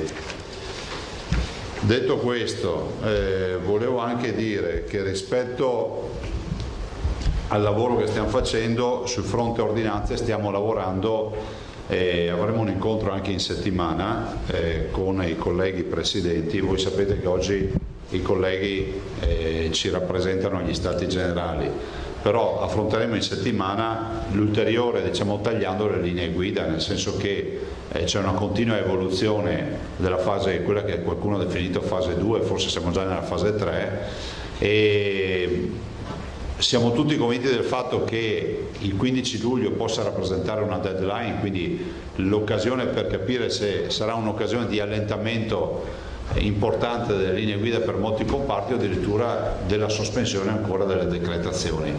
Cercheremo di capire cosa accadrà anche con i DPCM, perché il governo dovrà rinnovare per il 15 luglio, decidere se rinnovare un DPCM oppure abbandonare il DPCM e quindi far tornare tutti alla normalità. Abbiamo delle partite aperte, lo sapete, il tema spettacoli è una partita aperta, nonostante lo si sia risolto, diciamo, in maniera importante con la decisione sulla nostra ordinanza, e altre partite come quelle rappresentate dai teatri, dalle discoteche e un po' tutte le attività, nel senso che noi contiamo anche rispetto agli accessi alle case di riposo, contiamo di prendere in mano quest'ulteriore problema, che è un problema reale, e questo penso che sia ormai una questione di ore, giusto? Domani, massimo dopodomani, di fare in modo di mettere, diciamo, in tranquillità le gestioni delle case di riposo e non solo, e fare in modo che i familiari possano rivedere i propri cari che magari sono ospiti di case di riposo o di centri di accoglienza. Vi dico questo perché è ovvio che tutto non può prescindere dall'andamento epidemiologico, dai dati sanitari che abbiamo, che ad oggi sono buoni, cioè voi vedete che abbiamo un positivo, numeri invariati in terapia intensiva, calo dei ricoverati, e quindi si va sempre verso la direzione di positività, confermando il nostro modello matematico che ci dice appunto che alla volta di fine giugno dovrebbe sfiammarsi tutta questa parte. Vi ho fatto vedere ieri, siamo passati da quasi 2000 pazienti ricoverati a oggi sono 270, se non ricordo male. Questo è il dato che più ci interessa evidenziare. Prima di passare la parola alle domande, volevo dirvi un paio di cose. Stanno aumentando i versamenti, siamo ormai quasi a 58 milioni di euro e siamo arrivati a 39.000 versamenti, quindi grazie a tutti coloro che versano o che magari mandano materiale, perché c'è ancora chi magari fa donazioni di derrate alimentari, di diverse, sempre a favore o di settimane ancora di villeggiatura a favore dei sanitari. Abbiamo 3 bimbi che volevo, siccome mi sono preso l'impegno almeno di presentare qualche disegno ogni giorno, queste sono 2 sorelline. Eccole qua, così saranno felici. Sono 2 disegni, sono Anna e Gaia Oggian di San Donà di Piave, e che mandano anche loro la loro interpretazione sul coronavirus e andranno in mostra. Poi abbiamo Emma che ci manda, vedete, è emblematico questo disegno, no? I dondoli vuoti, e questo è il periodo del coronavirus. Infine questo ci arriva da Hong Kong e ce lo manda Anita Mauriello da Hong Kong, e abbiamo fatto la riproduzione ovviamente su carta fotografica, ma è un disegno originale che poi manderà per la mostra, quindi c'è qualcuno anche che ci segue a distante. E poi questo è un sasso che mi ha dato una bimba, Veronica Isola, ha preso un sasso e ha interpretato il periodo del coronavirus con un sasso, quindi ringraziamo anche Veronica che mi ha consegnato personalmente questo sasso, è andata a raccogliere un sasso in presa diretta, lo ha disegnato e me l'ha consegnato per la mostra. Questa è una bimba che a occhio avrà avuto 5-6 anni penso, forse la prima elementare, quindi grazie anche a questi bimbi. E passare la parola per le domande, per poi dovevo ringraziare il signor Francesco Fochesato che ci ha portato la Durona di Chiampo. Eccolo lì, lo saluto, buongiorno. È una DECO, una denominazione comunale, poi saranno per voi, sono i duroni, le ciliegie. Detta che è la regina d'Italia perché il primo è la ciliegia premiata quest'anno a livello nazionale come DECO, denominazione comunale, e quindi la Durona di Chiampo. Ho già salutato la delegazione del comparto marittimo e dei rappresentanti del mondo dello spettacolo e della cultura, so che li ha incontrati anche l'assessore Lanzarin e stamattina l'assessore Bottacina che ha incontrato i trasporti e gli spettacoli viaggianti, no? E prego per le domande. Poi Boris, poi vediamo. Buongiorno Presidente. Ciao. Un dettaglio magari prima della domanda vera e propria. Chi voglia aiutare gli elefanti e i dromedari cosa deve fare? Allora ci sono due modalità. O contatta la protezione civile, se uno dice io ho un camion di fieno da donare, immagino che non... per carità, posso andare direttamente, abbiamo detto Noventa Vicentina o Somma Campagna, sono due realtà, e quindi si possono fare delle consegne di fieno, mangimi direttamente lì, oppure contattano la protezione civile, noi raccogliamo e portiamo, noi stiamo già predisponendo, considerate che a Noventa Vicentina sono 150 animali, ma sono più animali da parco zoologico, di bassa corte con qualche lama eccetera, invece a Somma Campagna c'è il circo, c'è elefanti, dromedari e gli animali del circo. Allora, la domanda è questa. Mi sembra che i riflettori siano puntati sempre più sull'autunno, sulla fase autunnale, insomma il virus adesso si sta spegnendo, però continuiamo a leggere dichiarazioni dei virologi, degli infettivologi che ritengono possibile e in alcuni casi probabile una nuova presenza, magari in forma lieve, in forma depotenziata, però una nuova presenza del virus che in questo caso potrebbe intrecciarsi con la normale stagione influenzale, con le difficoltà che nascono dalle analogie dei sintomi. Ecco. Allora, la domanda istituzionale per lei, poi la stessa domanda la rivolgerò al professore, insomma, che potrà darci una valutazione clinica. La sanità del Veneto si avvia a rinnovare i direttori generali che sono in scadenza entro l'anno. Questo richiede dei tempi, richiede un bando, richiede dei tempi. C'è magari l'eventualità anche di un cambio in corsa, magari nel periodo proprio più delicato. Lei ha valutato questa situazione, non so, ritiene di procedere a un rinnovamento fisiologico, ritiene magari di valutare una proroga? 1. 2. C'è un piano della sanità per l'autunno in relazione a queste due evenienze? La seconda ondata possibile di Covid e la stagione influenzale. Grazie. Sì, guardate, allora, con una piccola premessa che di mezzo ci sono le elezioni, lo dico perché c'è anche un fatto, come si può dire, di correttezza istituzionale, quindi mettersi qui a parlare dei futuri direttori lo farà chi sarà eletto e avrà pieno titolo per fare e decidere. Io posso solo dire che stiamo preparando, anzi stanno preparando, io ho chiesto un piano, abbiamo chiesto un piano per, diciamo, la fase 4, come la chiamo io, no? È quella che vi ho definito come lo schieramento dell'artiglieria pesante. Pensate che sarà una fase comunque complicata. Se voi immaginate per assurdo, se non avessimo il coronavirus a settembre, ottobre, quello che sarà, non avessimo il Covid-19, comunque avremmo il ritorno di quello che ormai è il male di stagione, e poi ve ne parlerà il professor Vianello, che è l'influenza, no? Le malattie da raffreddamento, eccetera. Voi mettetevi nella testa, per questo il piano dovrà essere scritto con molta attenzione, di tutti coloro che avranno 2 linee di febbre, avranno della tosse, e io penso che 9 su 10 avranno il dubbio di avere il coronavirus. Quindi noi, anche se non ci sarà il coronavirus, ci dovremmo comunque schierare con l'artiglieria pesante, e qui ci dà una mano la diagnostica, ad esempio, perché dovremmo subito attuare la discriminante tra i Covid-19 e quelli non Covid-19. Non è che possiamo pensare che tutti coloro che avranno l'influenza o avranno, diciamo, la tosse, il raffreddore con la febbre debbano essere messi in quarantena, perché si rischierebbe veramente di creare guai. Quindi stiamo scrivendo un piano ad hoc per questo, ovviamente passando per le terapie subintensive, le intensive, le malattie infettive, insomma, quello che è ormai un piano che possiamo scrivere con molta più precisione e preparazione rispetto a prima.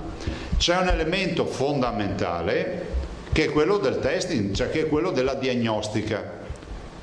È ormai, come si può dire, innegabile che, essendo, lo dicevo anche ieri, essendo una pandemia, coinvolgendo il mondo intero, essendo, fra virgolette, anche un business per tutte le multinazionali, è innegabile che l'evoluzione da qui a ottobre di quello che saranno i test diagnostici o altre modalità, tra i quali anche i farmaci, l'eventuale vaccino, eccetera, ci catapulteranno in un'era glaciale diversa da quella di oggi.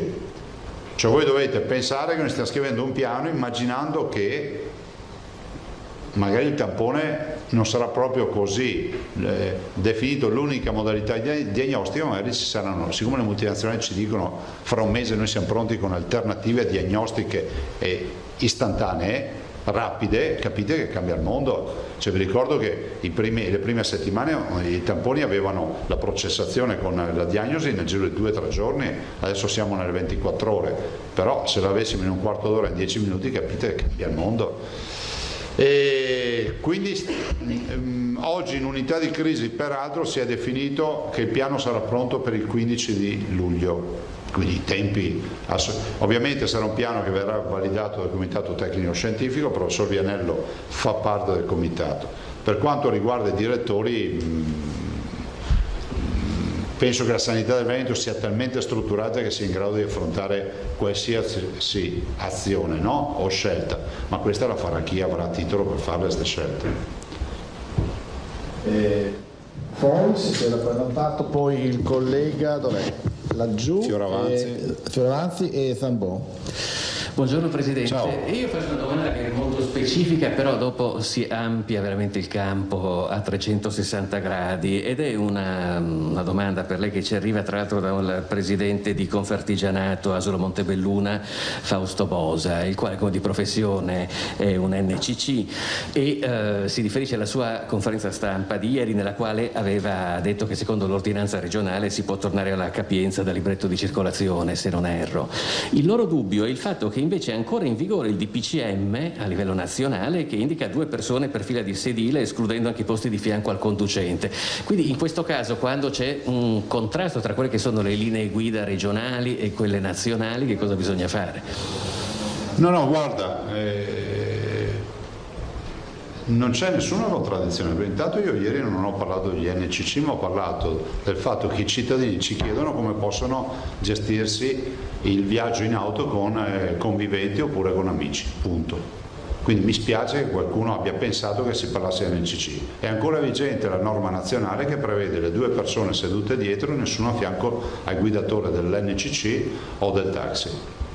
Quindi mi spiace, ma ieri insomma c'è la registrazione, non ho neanche citato la parola. No, non ho neanche citato la parola taxi o NCC. Erano proprio delle richieste che molti ragazzi ci fanno, devono andare al mare. Se ho 4 amici posso caricare in auto? Sì, se la macchina è omologata e se hanno tutti la mascherina perché non sono conviventi, cioè questa è la risposta. Prego. Scusa, chiedo come ufficio stampa della Federazione Italiana Sport e Questi, perché sto facendo in diretta. Dov'è il circo Togni? Perché è a Somma Campagna. Sì, no, ma sapete dirmi un posto, perché ma in Somma Campagna sanno dov'è. Sì. Per dare un'indicazione, se qualche appassionato di cavalli vuole aiutarli, per non dire Somma Campagna in genere. Sì, è Somma Campagna, guarda, hanno 16. Se c'è un'indicazione, qualcosa? No, possiamo darla con precisione, adesso io qui non ce l'ho scritto. Sì. Abbiamo adesso la sala operativa. Vabbè, anche i circoli e questi se possono aiutare. Certo, grazie. L'ho già detto, però se so qualcosa di preciso per i non veronesi, insomma. Grazie mille. Se un vicentino vuole aiutare, insomma, campagna può essere rapida. Grazie. Ciao.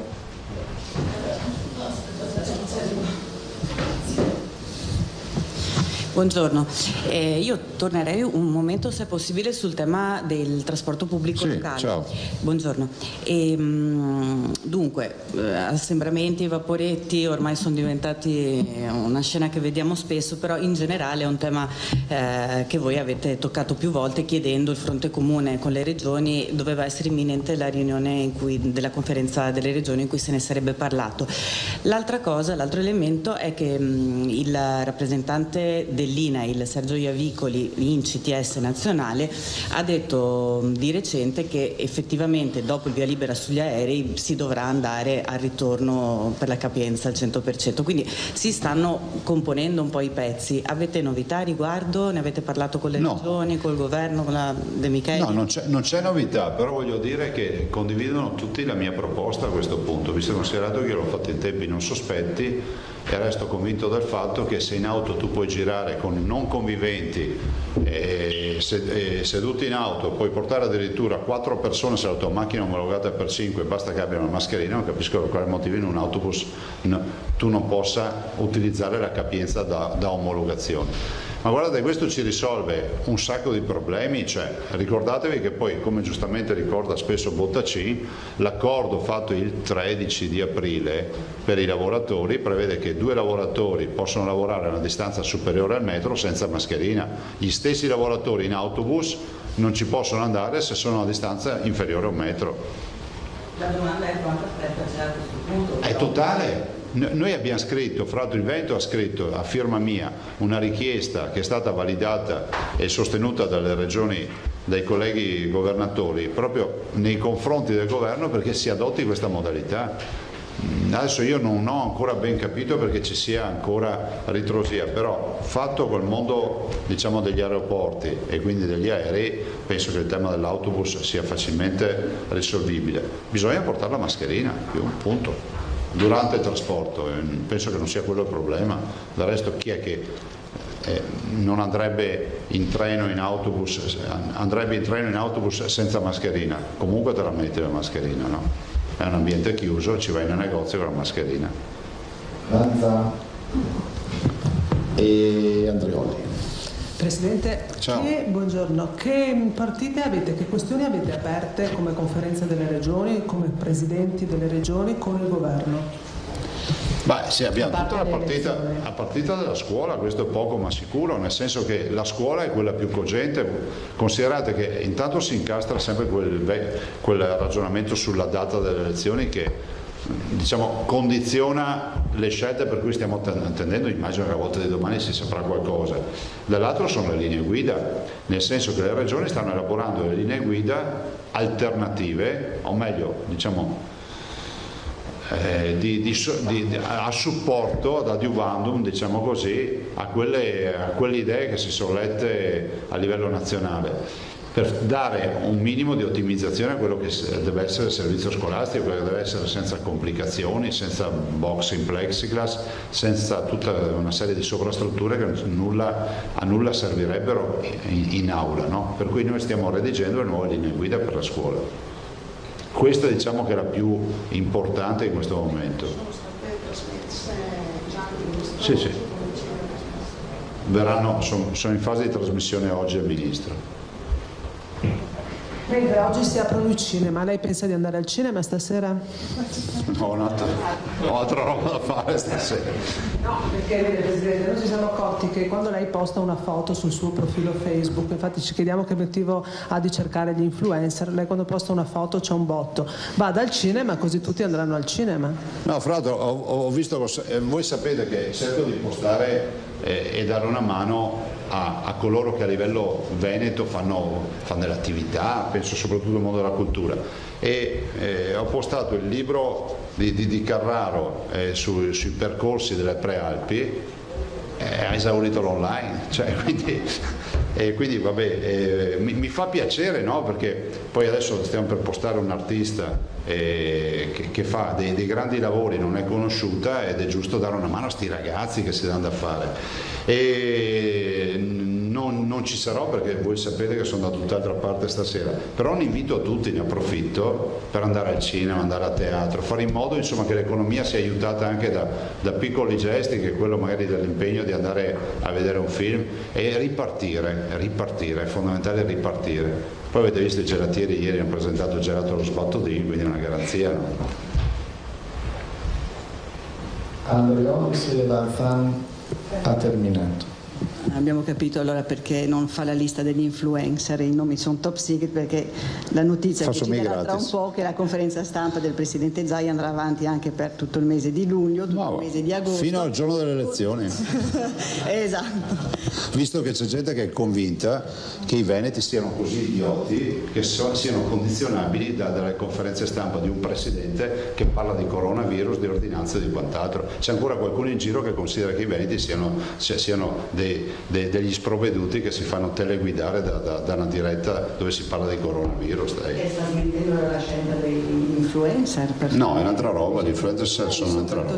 No, sono un'altra roba. Meglio lei del Veneto che lo conosce bene. Perché io lo amo il Veneto. Chi parla male del Veneto non lo ama. Prego. Se può entrare un po' nello specifico del piano della sanità in vista della fase 4, domanda che poi, questa per l'aspetto politico a grandi linee, poi stessa domanda volevo entrare un po' di più con il comitato tecnico scientifico, che cosa è cambiato rispetto a un pre-Covid e l'esperienza di Covid, che cosa ha insegnato nel predisporre un piano? Sì, grazie Milva. Poi lascio al professor Vianello ovviamente la parte, poi è a disposizione, il professore mi ha detto che è a disposizione per le domande. Guardate, noi partiamo da un presupposto che siamo partiti dall'anno 0, 21 febbraio, conoscenze, possiamo definirle bibliografiche, no? Cioè di informazioni, ma nulla sul campo, perché il coronavirus non ce l'avevamo. C'è stata un'evoluzione, poi il prof sarà sicuramente più bravo di tutti noi a definire questa evoluzione anche da un punto di vista clinico e dell'atteggiamento clinico, per arrivare a schierare, come dico io, l'artiglieria pesante. Io spero non serva, però avete visto, cioè, lo dico sempre, ma non voglio fare la difesa della Lombardia, cioè, lo dico perché è giusto dirlo. Quando io ho visto i primi, ieri tu Milva non c'eri, l'ho citato anche ieri sto aspetto, no? Quando ho visto i primi malati a Venezia, perché noi abbiamo avuto Vo e poi Dolo, Venezia, i primi, centro storico San Giovanni e Paolo. Anche dei sanitari, fra l'altro, si positivizzarono in quell'occasione. Dissi, vabbè, adesso è finita, perché Venezia è la padre dell'assembramento, figuratevi che disastro ci verrà fuori. È partito il focolaio e si è spento. Cioè, questo è un virus stranissimo, per cui noi dobbiamo cercare di portare in magazzino tutte le munizioni possibili e immaginabili. Poi magari arriverà qualcuno dalla Corte dei Conti o qualche cittadino che passa le sue giornate a leggere le carte e fare esposti, e ce ne abbiamo in giro per il Veneto, esposti su tutto. Sulle mie dichiarazioni ci sono esposti di tutti i tipi, perché chiamo una mascherina DP, ma non era un DP, la mascherina di Franceschi, quindi ho fuorviato i cittadini e quindi qualcuno si sarà ammalato perché io erroneamente perché ci siamo sti livelli. Vabbè, a parte questo, però sarà fondamentale non abbassare la guardia. Io non so se arriverà non arriverà o arriverà il virus, questo non lo possiamo sapere, però comunque non possiamo sbagliare. E anzi io spero, questo ve lo dico veramente col cuore, spero che da qui a ottobre sia ancora un'occasione di arricchimento culturale per noi rispetto al virus. Sto leggendo in queste ore report stranieri sui focolai di Pechino. Anche lì questa storia qui non è spiegabile, no? e quindi dobbiamo capire. E poi sto virus che hanno criticato il professor Zangrillo perché ha detto clinicamente è morto, ma noi vediamo che è meno aggressivo di prima, e quindi sono pezzi di RNA che non fanno più crescere e sviluppare il virus, o è una mutazione, i virus comunque mutano. Noi siamo positivi, non siamo pessimisti, speriamo che vada bene l'autunno e l'inverno, però non possiamo passare alla guardia. Se questa è la domanda che mi hai fatto, cioè questo è quello che ti dico. Qualche dettaglio in più sui numeri, cioè la struttura, la famosa artiglieria pesante. Noi replichiamo, guarda, il piano si sta scrivendo, posso già dirvi che replichiamo assolutamente in maniera base i numeri che abbiamo portato ai massimi, cioè se avevamo 1600 posti potenziali di malattie infettive, tornano i 1600 posti di base, i 5 ospedali chiusi ma che sono lì arredati, che basta andare lì e dargli una spolverata, hanno tutti i letti nuovi, i vecchi ospedali riaperti, si riaprono pronti all'uso. Le 400 terapie subintensive del Veneto, anche di più, ci sono le 825 terapie intensive, che poi sono un migliaio, perché vi ho già detto che abbiamo respiratori in magazzino, noi le attrezziamo.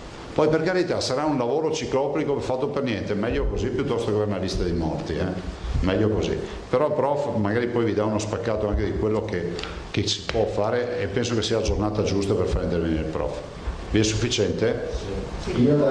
Giusto un dettaglio, perché parlando appunto dei focolai di Pechino, siccome noi non siamo neanche tanto esperti per capire se è una variazione del virus, se è più o meno, comunque al cittadino non interessa, interessano poi le scelte che fa il decisore politico alla luce, tradotto e semplificato dal linguaggio scientifico, per dire si apre e si chiude. Oggi si aprono le frontiere dell'Unione Europea, tutte, e il 1° luglio si aprono tutte le altre frontiere, con il rischio forse potenziale di rimovimento del virus, più o meno potente, più o meno virulento. Quindi il passaggio è proprio quello. Adesso sarà anche meno violento, se però dovessero moltiplicarsi i focolai si ricomincia da capo. Ecco. Ma sai, noi ogni volta che c'è un provvedimento, cioè l'apertura delle frontiere, l'anti-lockdown del 4 maggio, il 18 maggio con l'apertura dei bar e ristoranti, ogni volta buttiamo il cuore oltre l'ostacolo, perché non c'è mai una certezza matematica che possa andare tutto liscio. Questo lo dobbiamo dire, cioè se qualcuno pensa che da qui ai prossimi mesi ci sia qualcuno che possa firmare una fiducia sul fatto che non ci sarà un focolaio, non ci sarà una reinfezione, non potranno esserci magari ancora delle chiusure, nessuno lo può dire. Per cui è inevitabile che ogni volta è un rischio, e anche l'apertura delle frontiere è un rischio. Chi è che può garantirci, darci la certezza assoluta? Però è un rischio che dobbiamo correre, perché questa è la fase, come l'abbiamo definita, della convivenza, no? L'alternativa qual è? Restare tutti chiusi in casa e aspettare che il virus se ne vada da solo, però non siamo nelle condizioni per fare questo, moriremo di crisi isteriche piuttosto che di fame per qualcuno, insomma, o di altri motivi. E volevo dirvi, la favola siamo noi, Noventa Vicentina, in via Caselle 13, questi sono i 150 animali a Noventa Vicentina, via Caselle 13, poi vediamo. Invece il Circo Cesare Togni è a strada San Giorgio 44, Somma Campagna, strada San Giorgio 44, Somma Campagna.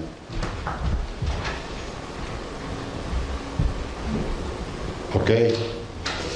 E passerei la parola al professor Andrea Vianello, che vi ricordo è direttore di fisiopatologia respiratoria dell'azienda ospedaliera dell'Università di Padova.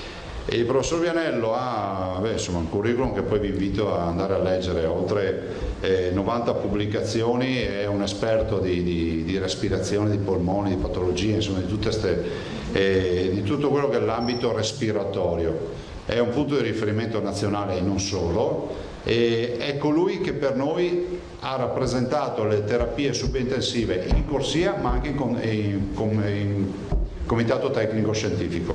Gli passo la parola, prego prof. Lascio poi togliere, si chiama scritto.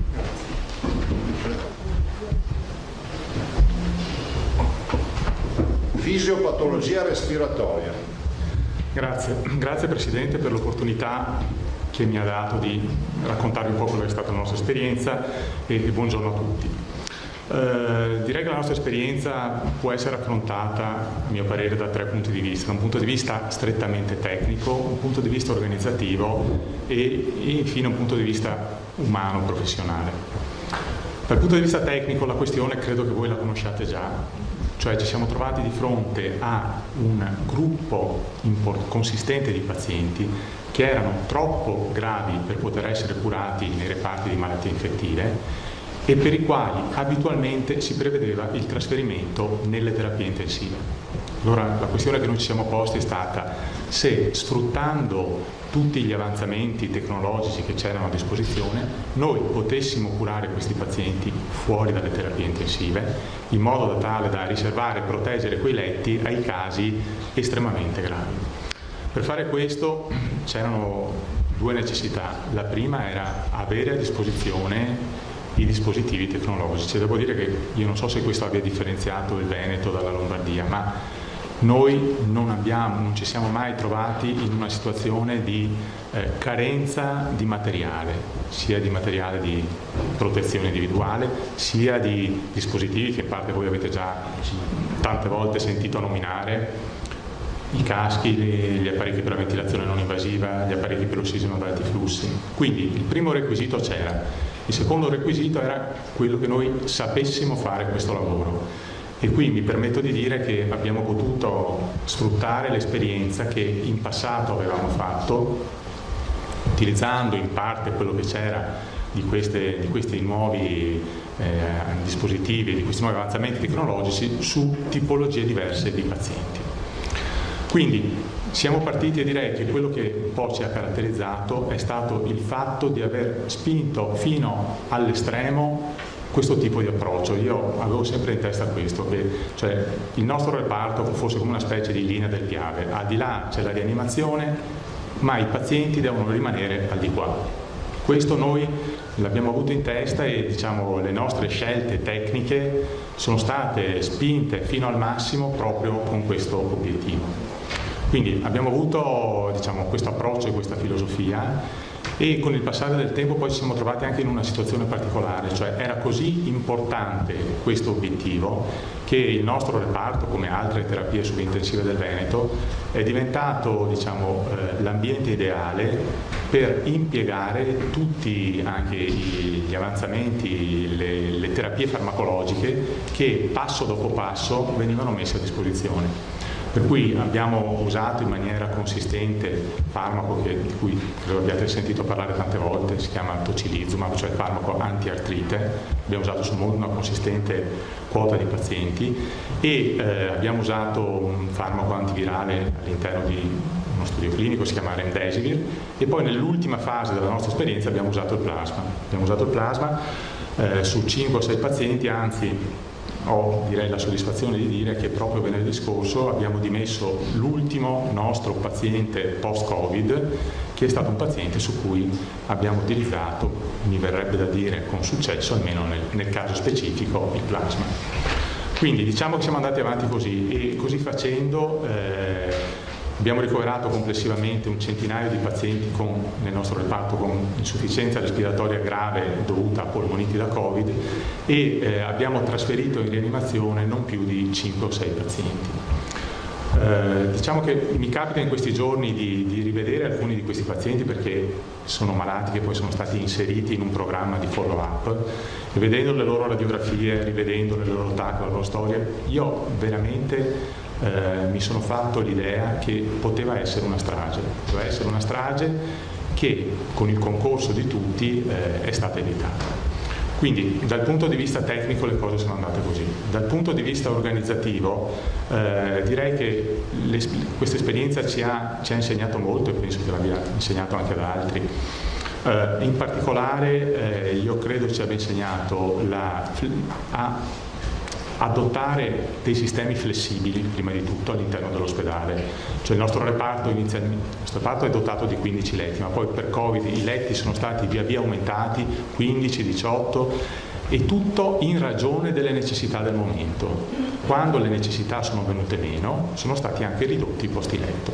Io credo che questo debba essere un modo di lavorare, di organizzare l'ospedale nuovo, che va applicato anche a scenari futuri. Prima il Presidente ha fatto cenno al problema dell'epidemia influenzale, che in passato non raramente ci ha messo in difficoltà. Io credo che questi modelli devono essere applicati anche a queste altre situazioni. E l'altra esperienza organizzativa è stata certamente l'integrazione, cioè si è superato il fatto di avere davanti dei divisori che non raramente tuttora separano un reparto da un altro. Cioè il lavoro che è stato fatto è stato un lavoro di estrema integrazione, di continuo interscambio con i reparti di malattie infettive, con le terapie intensive. E è stato un lavoro estremamente redditizio, prima di tutto per i pazienti, che hanno sempre trovato la collocazione ideale per le loro cure. E l'ultimo punto è quello, direi, forse umano. Sì, umano. La mia posizione è un po' diversa da alcune cose, da molte cose che si sono dette e lette in questo periodo, nel senso che certamente il problema numero uno che io ho percepito è stato quello della comunicazione, cioè voi sapete che è stato detto tante volte, grande isolamento, grandi barriere di separazione tra medici e pazienti. Io personalmente almeno credo di avere sempre una buona empatia con i pazienti, e queste barriere indubbiamente a me e ai miei collaboratori creavano problemi. Però, detto questo, io non ho vissuto, io e credo anche i miei collaboratori, non abbiamo vissuto quella percezione tragica della morte e dell'abbandono, della morte e della solitudine dei pazienti.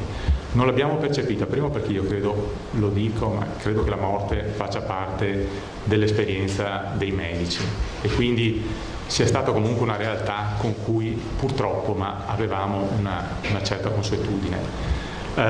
L'isolamento, la solitudine dei malati non c'è stata, perché nei pochi casi che sono deceduti nel nostro reparto noi abbiamo cercato con i nostri limiti di fare in modo che i familiari di questi pazienti, con tutte le dovute precauzioni, avessero accesso ai malati. Quindi io questa percezione, questa sensazione di abbandono e di solitudine non l'ho avuta. Noi ci siamo posti in un'altra maniera fin dall'inizio, cioè avevamo chiaro l'obiettivo e direi che il sentimento prevalente che ci ha guidato è stata la determinazione. La determinazione e l'idea di arrivare dove per il bene di tutti era necessario arrivare. Abbiamo fatto quello che siamo riusciti, il massimo che eravamo capaci di fare, le cose direi che nel complesso sono andate bene, magari qualcuno dall'alto ha protetto i nostri malati, ma insomma il risultato finale è stato questo. Grazie. Grazie professore. Domande? Filippo, cominciamo per i giorni. Dantan, colleghi del radio. Intanto apprezziamo la sua sintesi, nel senso che ci ha descritto insomma un quadro articolato che colpisce. A me ha impressionato questa sua espressione, poteva essere una strage, con il concorso di tutti l'abbiamo evitata. Esattamente che cosa vuol dire? Cioè che cosa sarebbe potuto succedere materialmente se non fossero state introdotte, se in corsa non aveste cambiato, penso, il protocollo, no? Rispetto cosa sarebbe accaduto? Guardi, le do un esempio, faccio un esempio. Nell'ospedale di Padova sono stati dimessi, dall'ospedale di Padova sono deceduti per Covid all'incirca 60 pazienti e ne sono stati dimessi post-Covid 360, quindi di fatto è deceduto meno di un paziente su 6.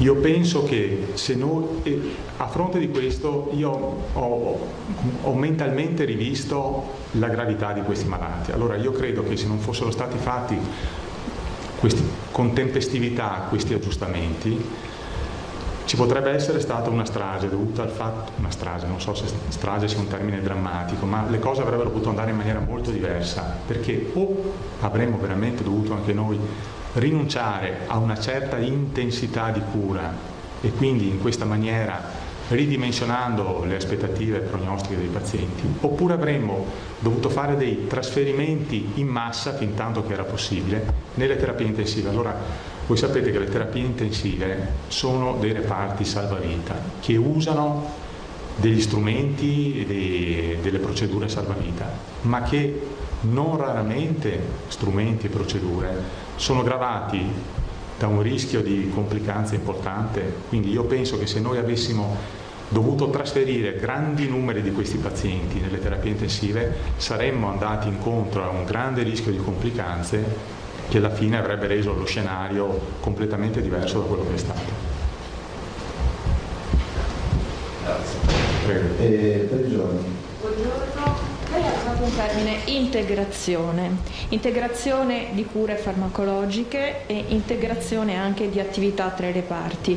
Questo elemento può essere la cura, anche se non è la cura targetizzata per il Covid-19 in questo momento e che in qualche modo può rassicurare. Sono questi gli strumenti per cui un eventuale ripresentarsi del virus, insomma, ci lascia più tranquilli, vi lascia più tranquilli?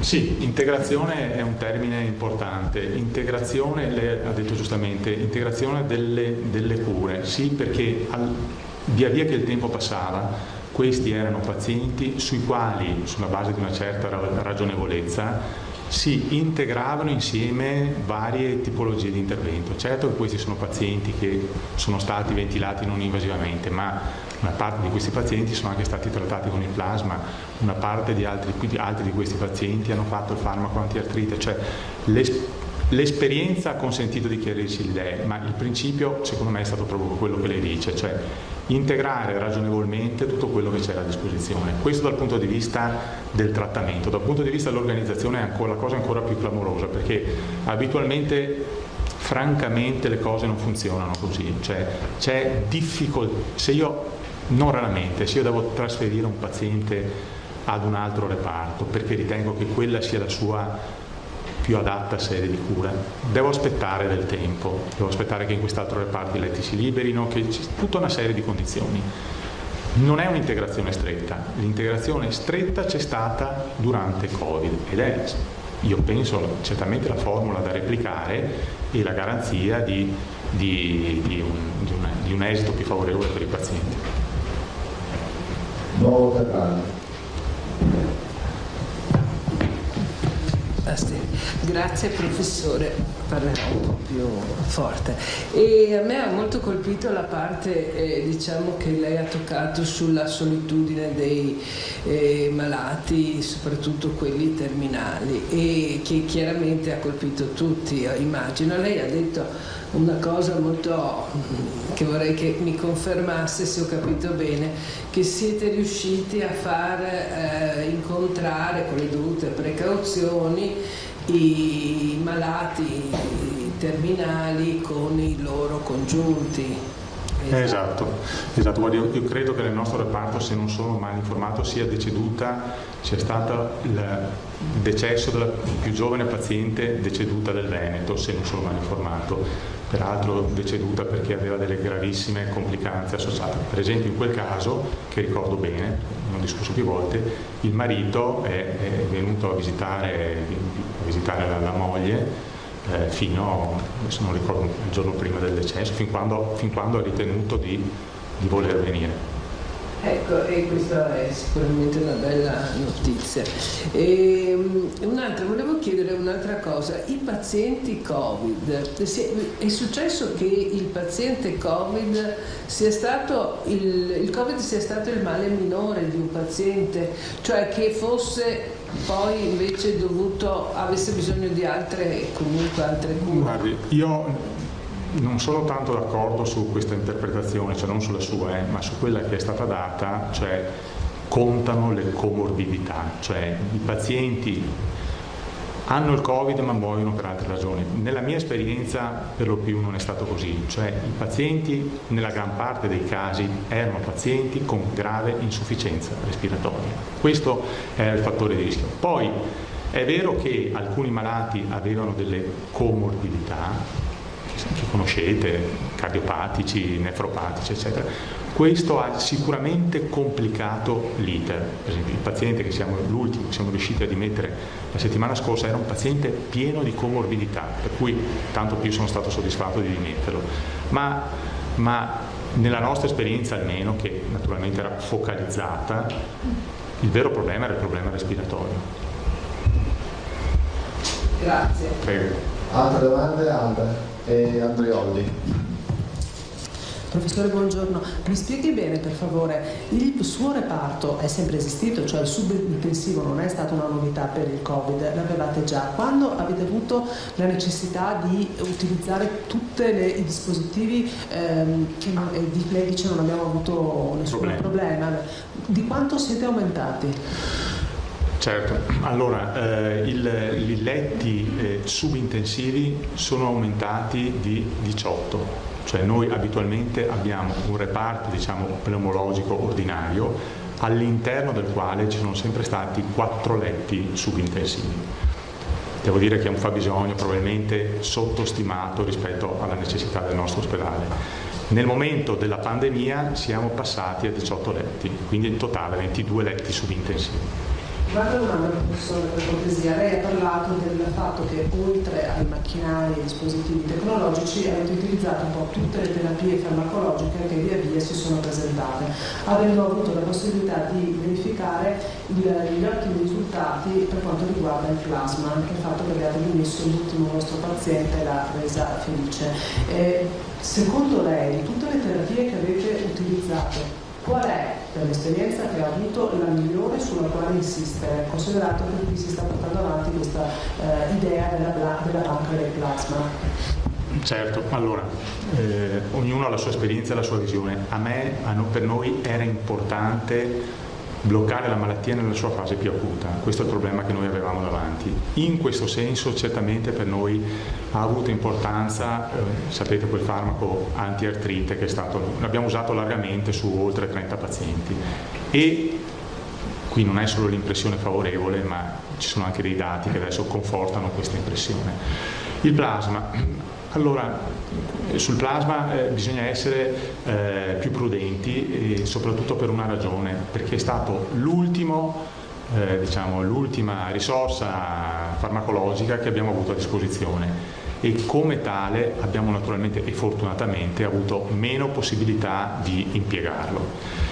La mia impressione è favorevole da 2 punti di vista. Innanzitutto, che forse è il più importante, la sicurezza. Cioè non dobbiamo, nell'intento di guarire i pazienti a tutti i costi, usare farmaci che fanno più danni che benefici. Questo con il plasma non è mai stato, e oltre alla mia impressione c'è anche una letteratura che ormai ridimensiona molto i rischi legati alla terapia con il plasma. Per quello che riguarda i risultati, ripeto, sotto la mia impressione è stata favorevole, però su un numero molto limitato di casi. Professore, lei che impressione o che aspettative ha per quanto riguarda la possibile recrudescenza del virus nella prossima stagione autunnale? E legata a questa domanda, lei scaricherà la app Immuni? Non so quale sia l'opinione generale sull'app Immuni, non vorrei espormi. Allora, aspetti che vado in ordine. Prima la questione dell'autunno, l'ha già detto il Presidente, ma nessuno può dire niente. La mia vera convinzione è che non si torni nella situazione di prima, per varie ragioni.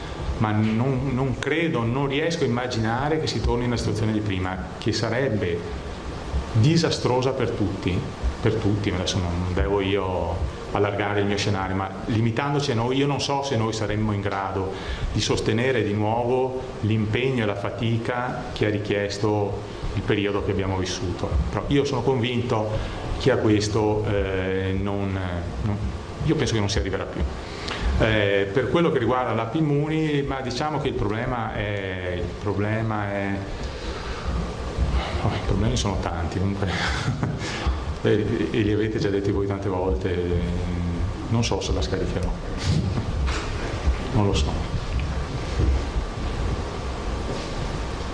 Buongiorno professore. Prego. Dal punto di vista del comitato tecnico scientifico, alla luce anche dell'esperienza che avete maturato in trincea e poi dopo con un po' di distanza, forse non ce n'è ancora abbastanza, non il distanziamento sociale, ma la distanza anche con nel tempo, ce ne sono ancora. Che cosa verrà messo di rigore nel piano sanitario che verrà presentato il 15 luglio? Qual è la differenza sostanziale col prima? E poi una domanda più specifica per lei. Il 21 di gennaio e domanda che faccio a tutti i professori luminari che vengono qui e che hanno vissuto l'esperienza di Covid dal Veneto, che però avevano questa volta, a differenza della spagnola, la possibilità di vedere in televisione e anche di interloquire con i propri colleghi in Cina e quindi anche con gli altri in tutto il mondo. Qui è stato detto più volte che siamo trovati impreparati, non tanto all'ondata. Lei si è trovato impreparato, lei che proprio sui polmoni ci ha fatto la sua specialistica, perché se c'è un punto di rimedio è proprio quello. Allora, il sangue che infetta o si arriva con polmoni. Noi non ci siamo trovati impreparati dal punto di vista tecnico, diciamo che non immaginavamo un'intensità del genere. Cioè, più che l'impreparazione è stata la sorpresa, perché poi quando abbiamo confinato, compreso il fenomeno, siamo stati in grado, io credo, di risponderci adeguatamente, quindi non eravamo impreparati.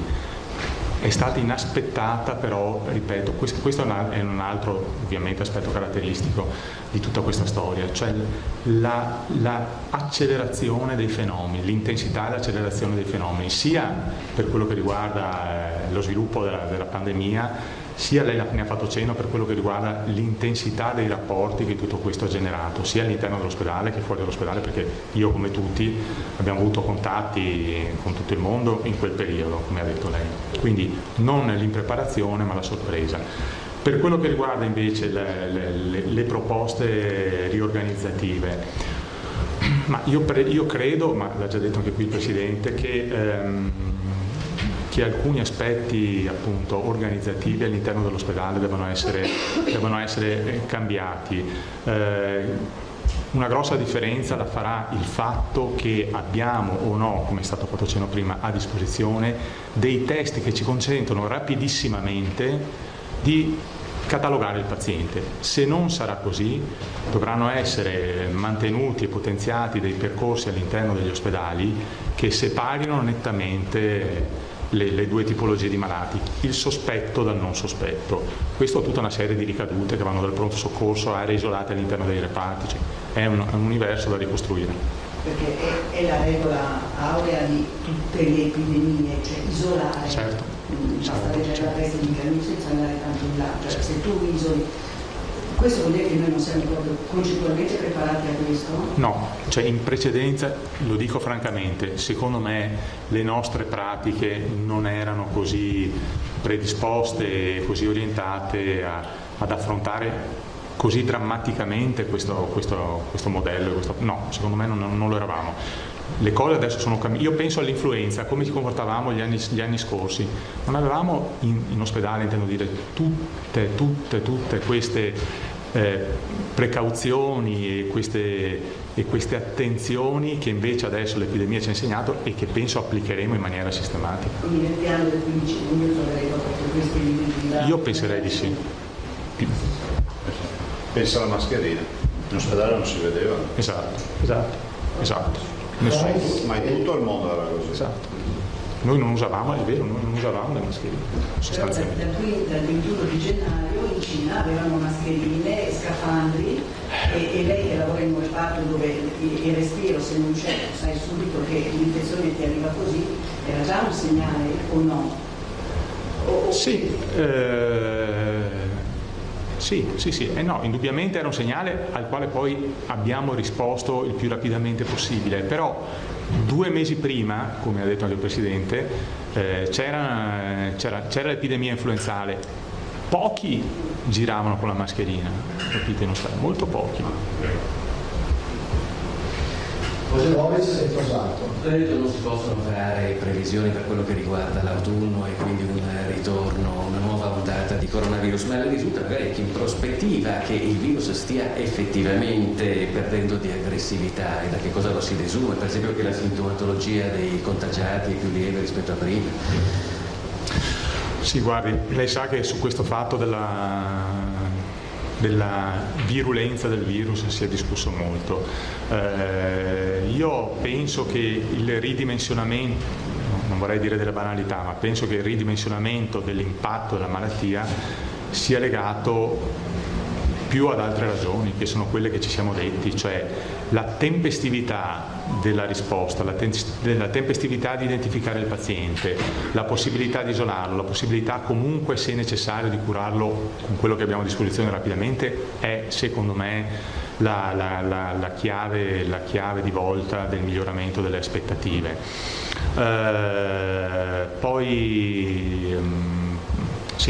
Poi insomma, le faccio un esempio che è difficile capire. Faccio un esempio. Noi abbiamo avuto una paziente che ha avuto 4-5 tamponi negativi, d'accordo? Il sesto tampone si è positivizzato.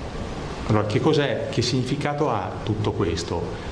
Ha il significato di malattia, di ripresa, o semplicemente, come è stato detto anche prima, ha il significato di frammenti virali che sono rimasti in un paziente con una carica elevata e quindi non creano problema. Quindi su questo fatto, dico questo perché sul fatto della perdita di virulenza del virus in realtà secondo me vanno fatte una serie di distinzioni.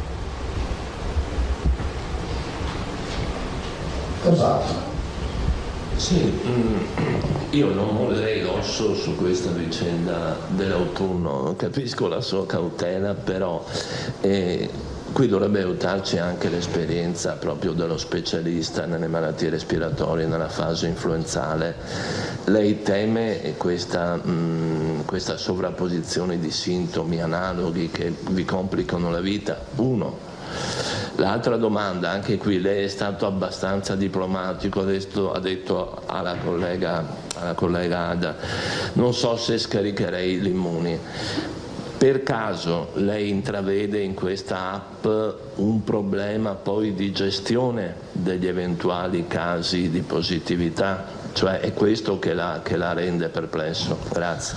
Sì, circa la prima domanda, certamente sono preoccupato per l'autunno, ma non sono preoccupato solo tanto per la ripresa dell'epidemia, quanto, come è stato detto prima, per il sovrapporsi di situazioni che, se noi non abbiamo degli strumenti per diversificare fin dall'inizio, certamente creeranno dei problemi organizzativi, perché, come ha detto il Presidente prima, se arriva un paziente con febbre e tosse, che cosa facciamo?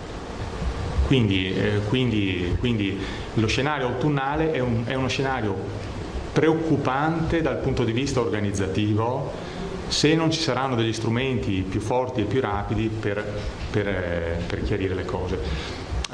Sì, sull'app Immuni è esattamente quello che dice lei, cioè io mi domando come possa essere poi gestito tutto questo, cioè come possa essere gestita la questione dei contatti. Non ho le idee chiare, non sono ancora del tutto convinto. Nessuno ce l'ha, tranquillo. Ecco.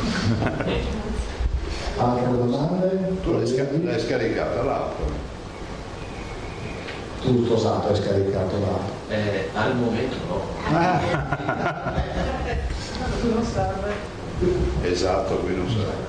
No, nel senso che il Veneto non fa parte delle regioni. No, ma da oggi è scaricabile da tutti. Sì.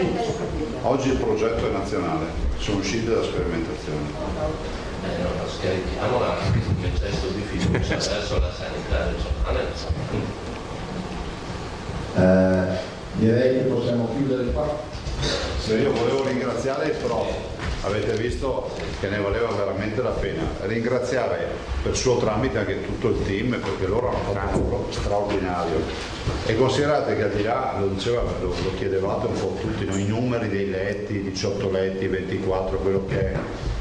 Al di là di questo, poi c'è tutto quello che è l'arricchimento culturale che il prof ha portato al Comitato Tecnico Scientifico, e le linee guida rispetto alle subintensive sono uscite da lui. Quindi tutta la strategia della subintensiva, ovvero di non andare a ingolfare le terapie intensive a priori, a prescindere, è nata dal prof, e questo è gran parte del grande risultato dell'evento. Quindi grazie veramente. Grazie Presidente. Grazie a tutti. Grazie. Se vuoi, Qualcuno ha bisogno del prof per le interviste?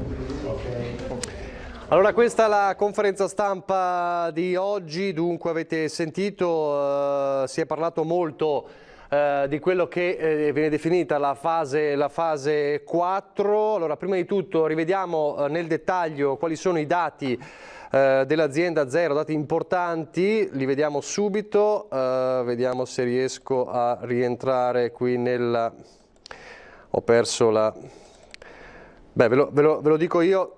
In questo momento ho perso, eccolo qua, ce l'abbiamo. I dati importanti dicevamo perché vedete il dato di 0 contagi nelle ultime 24 ore, 0 contagi e 0 vittime, è un dato molto importante, 19.220 casi positivi dall'inizio dell'emergenza, ma come vedete 0 casi positivi nelle ultime 24 ore, 847 soggetti in isolamento domiciliare, sono 1978, ormai quasi 2000 le vittime dall'inizio dell'emergenza, tra il dato cumulativo tra ospedali e case di riposo, ma anche 16.487 i negativizzati. I casi attualmente positivi sono 755 e poi il dato che scorriamo dei ricoveri, 271 in area non critica, 13 in terapia intensiva, ma come sapete sono negativizzati, quindi terapia intensiva è covid free, e 0 vittime, quindi 0 contagi e 0 vittime nelle ultime ore. Però ha detto Zaia, e fra poco sentiremo anche fra una decina di minuti il nostro Filippo Fois per dare il computo finale, insomma, di questa giornata anche con il dottor Andrea Vianello. L'attenzione resta alta, ci prepariamo, stiamo stendendo un piano sanitario per quella che è la fase 4, quindi per quello che sarà l'autunno, con la previsione di un'eventuale influenza in arrivo che potrebbe essere anche diversa ovviamente dal Covid-19, ma il piano c'è, è la cosiddetta artiglieria pesante che ha più volte descritto lo stesso governatore, perché l'esperienza del coronavirus di questi mesi ha consentito di essere attrezzati per il ritorno del virus. Non è detto che il virus ritornerà, potrebbe essere appunto anche un nuovo tipo di influenza, ma chiaramente si dovrà attendere. Allora c'è questa attenzione, questo piano sanitario che viene esteso proprio in queste settimane, in questi giorni, per prepararsi per la cosiddetta fase 4. Nel frattempo, proprio il dato 0 di oggi, 0 contagi, è un dato importante anche per il comune simbolo della lotta al coronavirus in Veneto, il comune di Vo, il comune nel quale poi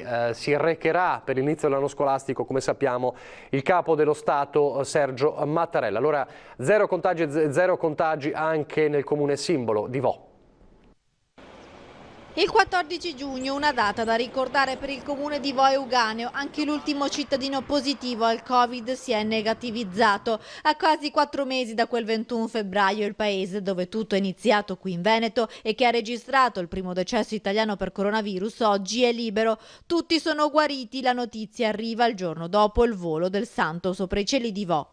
Abbiamo ottenuto un risultato che cercavamo da tempo con il nostro comportamento, e sicuramente Sant'Antonio ci ha aiutato in questo pellegrinaggio, chiamiamolo pellegrinaggio, perché insomma noi abbiamo dato veramente tutto quello che potevamo dare per fare in modo che il virus venisse sconfitto. Il bilancio finale di 88 malati, di questi 3 purtroppo sono morti e 84 guariti. Il contagio è stato contenuto grazie ad un grande sacrificio del piccolo comune dei Colli Euganei, che per 2 settimane è rimasto completamente isolato. Zona rossa, chiusa da un cordone sanitario, tutti i cittadini sottoposti a tampone. Un test ripetuto una seconda volta su base volontaria dal virologo Andrea Crisanti per studiare l'andamento dei contagi, e poi un terzo screening, quello sierologico, che verrà pubblicato tra poche settimane sulla rivista scientifica Nature. Ed è a questo punto che è arrivata la sorpresa. È emerso infatti che 63 persone risultate negative al primo tampone di febbraio hanno invece sviluppato l'immunità al virus, quindi erano state ammalate senza saperlo e alla data del 21 febbraio erano già guarite. Sicuramente circolava a gennaio e questo è stato dimostrato anche in altre ricerche, qui a Vo in particolare, però possiamo dimostrarlo con delle prove sicure che il virus a gennaio era già presente.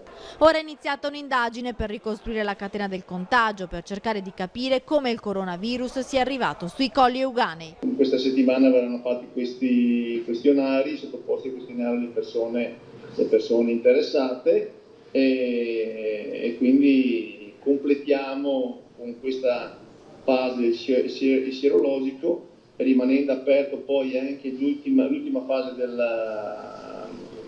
della ricerca, che sarà quella della mappatura del DNA.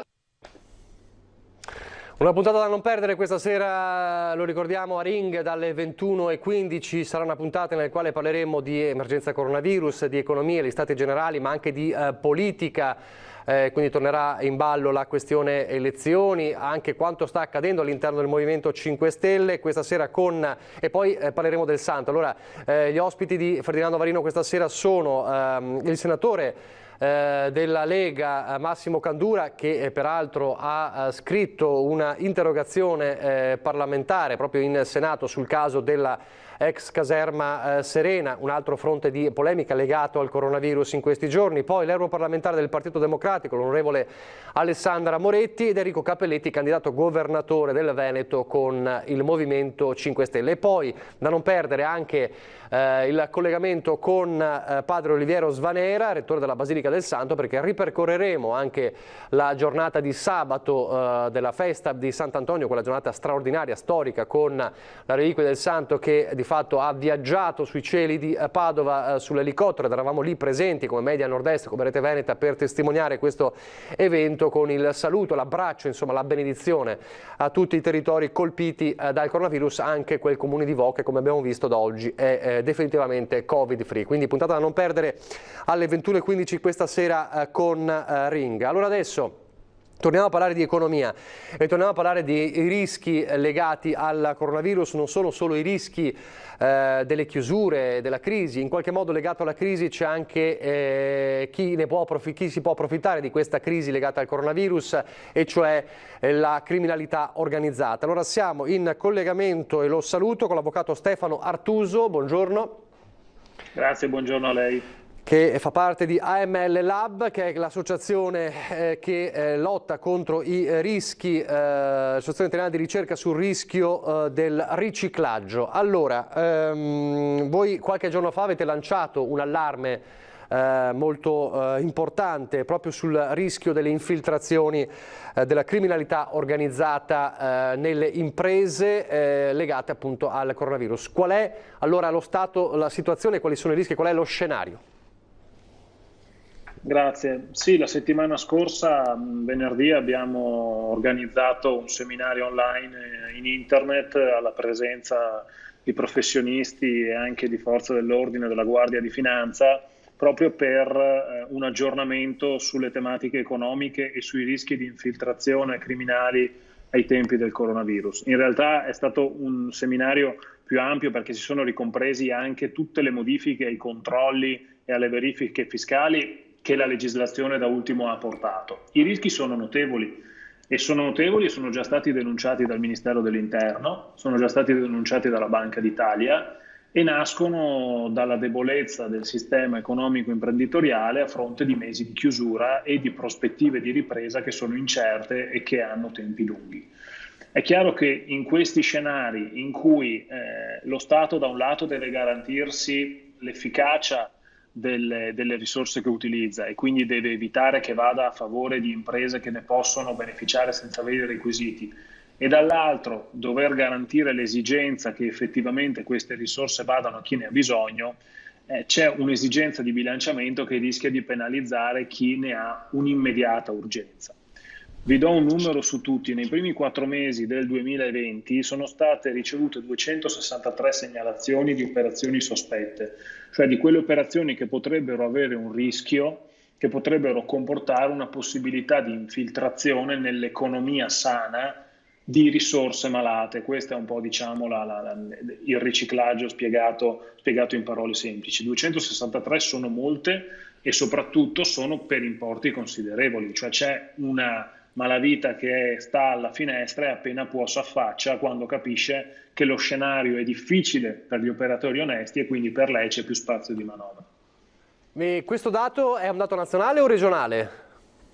No, è un dato nazionale, ma è un dato sottostimato. Se noi consideriamo i dati che abbiamo a disposizione sulle denunce per usura, ad esempio, che è strettamente connesso alle infiltrazioni nell'economia, alle infiltrazioni criminali nell'economia, le denunce sull'usura sono pochissime, sono all'incirca 170-180 all'anno, dati del 2018. Questo fa capire che comunque già c'è stato un incremento. Perché è un fenomeno sottostimato dove chi denuncia lo fa perché magari è arrivato veramente alla fine delle possibilità di cercare di farcela da solo, perché ha paura, perché è minacciato. Quindi generalmente questi fenomeni sono sottostimati. Un dato però recente, uno studio di Confcommercio pubblicato ad inizio del mese, ha dimostrato come il 10% delle attività commerciali, su un'analisi di circa 1000 attività commerciali, circa il 10% abbia dichiarato di avere avuto una notizia diretta, cioè o a se stesso o a conoscenti, quindi non fonti televisive, giornalistiche, ma fonti dirette. Il 10% ha dichiarato appunto di aver sentito che di aver ricevuto proposte non proprio raccomandabili di acquisizione della società o di prestiti. La percentuale sale al 15% per le attività alberghiere di ristorazione, quindi bar, ristoranti, catering. Vediamo cioè che dove l'economia è più in difficoltà, dove il settore ha delle prospettive di ripresa che sono più lunghe ed incerte, lì il settore malavitoso cerca di inserirsi con maggiore efficacia. Senta, allora cerchiamo di far capire a chi magari ci sta ascoltando come si sviluppa questo contatto, cioè la criminalità organizzata come si approccia, come inizia ad approcciarsi a queste persone, alle persone, insomma agli imprenditori. Un caso enigmatico è quello delle strutture alberghiere della Riviera Romagnola. Il prefetto di Rimini già nel mese di marzo ha denunciato la presenza di operazioni sospette, cioè di tentativi di acquisizione di strutture alberghiere con offerte ribassiste. Significa che sono arrivate una serie di richieste di acquisti di strutture alberghiere che ad esempio nei mesi pre-Covid non c'erano state e che dicevano: io oggi ti do tot, fra un mese sono disposto a darti tot meno il 20%, fra 3 mesi sono disposto a darti la metà. Queste sono un chiaro indice di un possibile operazione rischiosa. Certamente ci sono anche delle strutture economiche che operano in questo versante, però ci sono degli indici da considerare per capire se l'operazione è sospetta o meno, come ad esempio la presenza di una società che non si era mai occupata di strutture alberghiere e che, guarda caso, in questo momento, proprio perché il fenomeno è un fenomeno che ha una lunga durata, si avvicinano a queste strutture che sono in difficoltà e propongono di acquistarle. Vediamo generalmente 2 forme di contatto, attraverso appunto quelle strutture che hanno appena sviluppato magari dei lavori importanti di ristrutturazione, di ampliamento, di modifica degli assetti e che quindi sono economicamente più in difficoltà. Quelle strutture che notoriamente magari in piccoli centri si sa che già prima erano in difficoltà e che oggi lo sono ancora di più, oppure attraverso il rivolgersi a quelli che sono i professionisti che quindi possono avere delle indicazioni su quelle che sono le strutture in difficoltà, cioè ci possono essere vari canali. Professionisti che però hanno l'obbligo di segnalare queste operazioni e la gran parte delle segnalazioni partono proprio dai professionisti, che sono i cosiddetti soggetti obbligati. Poi c'è il versante invece del prestito di denaro, quindi non dell'acquisizione delle società, ma del prestito di denaro. E qui logicamente va a beneficio di quei soggetti che, vuoi per la struttura recente, vuoi per l'insussistenza di quei requisiti che garantiscono l'accesso al credito, non possono beneficiare dei prestiti garantiti dallo Stato. E quindi c'è una ricerca capillare sul territorio di quelle piccole strutture, magari neocostituite, magari con un piccolo numero di dipendenti, magari prive di garanzie bancarie, che se vanno in banca si sentono respingere la domanda oppure si sentono dire c'è da rinnovare l'istruttoria, quindi ci vogliono delle settimane per poterti erogare del credito. Gli imprenditori che ne hanno bisogno immediatamente purtroppo vengono anche raggiunti da queste forme di offerte che sono illecite. Poi c'è tutto il tema che è, se vogliamo, slegato dai fenomeni ordinari, ma che è pur sempre legato all'economia illecita in tempi di coronavirus, che è quello di tutti i dispositivi di protezione, quindi vuoi le mascherine, vuoi i gel, tutti quei prodotti che sono serviti, che servono e che purtroppo serviranno e che hanno vuoi perché non sono conformi alla legislazione europea o nazionale, o vuoi perché hanno avuto un'impennata dei prezzi, anche lì molte volte si celano fenomeni di malavitosi appunto nell'inserimento di questi prodotti e di questa merce nel tessuto economico nazionale. Quindi immagino, ecco, ci ha giustamente appunto detto quali sono i canali, immagino che il prestito sia più facilmente riconoscibile come rischio, magari l'acquisizione meno, però insomma è chiaro che quando uno ti promette dei soldi c'è qualcosa che non va, insomma, perché siamo vicini appunto siamo a ridosso dell'usura. Vogliamo ricordare a chi ci sta ascoltando e che magari sta vivendo questa situazione, magari ha già avuto qualche contatto e ci sta pensando a cosa si va incontro quando si cade in questa situazione? Sì, il consiglio, che è una raccomandazione ed è quella prevista anche dalla normativa, guardate, tornano attuali tutte quelle disposizioni della Banca d'Italia del 2009. A seguire la crisi del 2008 la Banca d'Italia ha emanato tutta una serie, attraverso l'organismo contro il rischio del riciclaggio, tutta una serie di indicazioni utili ai professionisti, agli imprenditori, agli operatori economici per scongiurare questi rischi economici. Quindi tornano attualissimi, perché la crisi economica oggi è come quella del 2008, se non addirittura più grave. E qui ci sono tutti gli obblighi di segnalazione che sono funzionali proprio a salvaguardare le attività imprenditoriali e a far sì che il tessuto economico sano resti intatto e non vada in mano appunto del tessuto economico malato.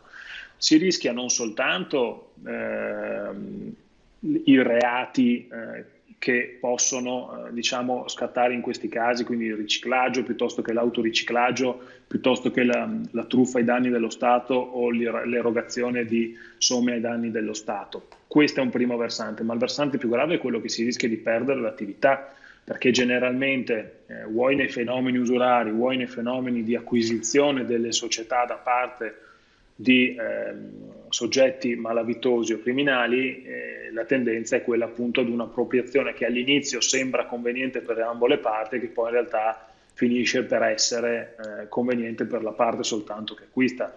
I fenomeni dell'usura sono evidenti, insomma, non c'è una garanzia, c'è soltanto il prestito di denaro immediato e poi ha dei tassi che diventano via via sempre più insostenibili e che finiscono con il regalare l'attività a una parte di essa.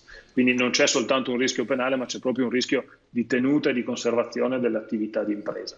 Lo stesso nei casi di compravendita delle società. E qui però il fenomeno è più, come diceva lei, è più controllato, nel senso che per le forme di acquisizioni bisogna anche passare da atti notarili, ci sono più soggetti che effettuano la verifica e quindi è più articolato questo fenomeno ed è anche, se vogliamo, più complesso da porre in essere.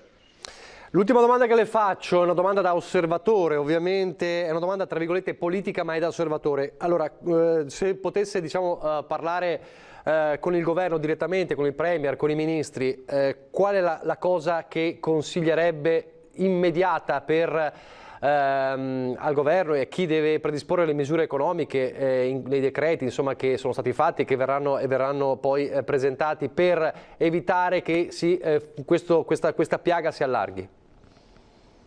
Ma credo che da un punto di vista tecnico si potrebbe ampliare la platea dei soggetti che hanno diritto al contributo a fondo perduto.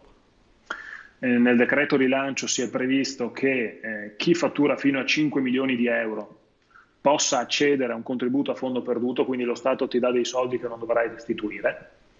Da oggi è possibile presentare la domanda nel sito dell'Agenzia delle Entrate e si può arrivare fino a 150.000 euro di contributo per determinate tipologie di imprese. La soglia, come dicevo, è stata fissata fino a 5 milioni di fatturato.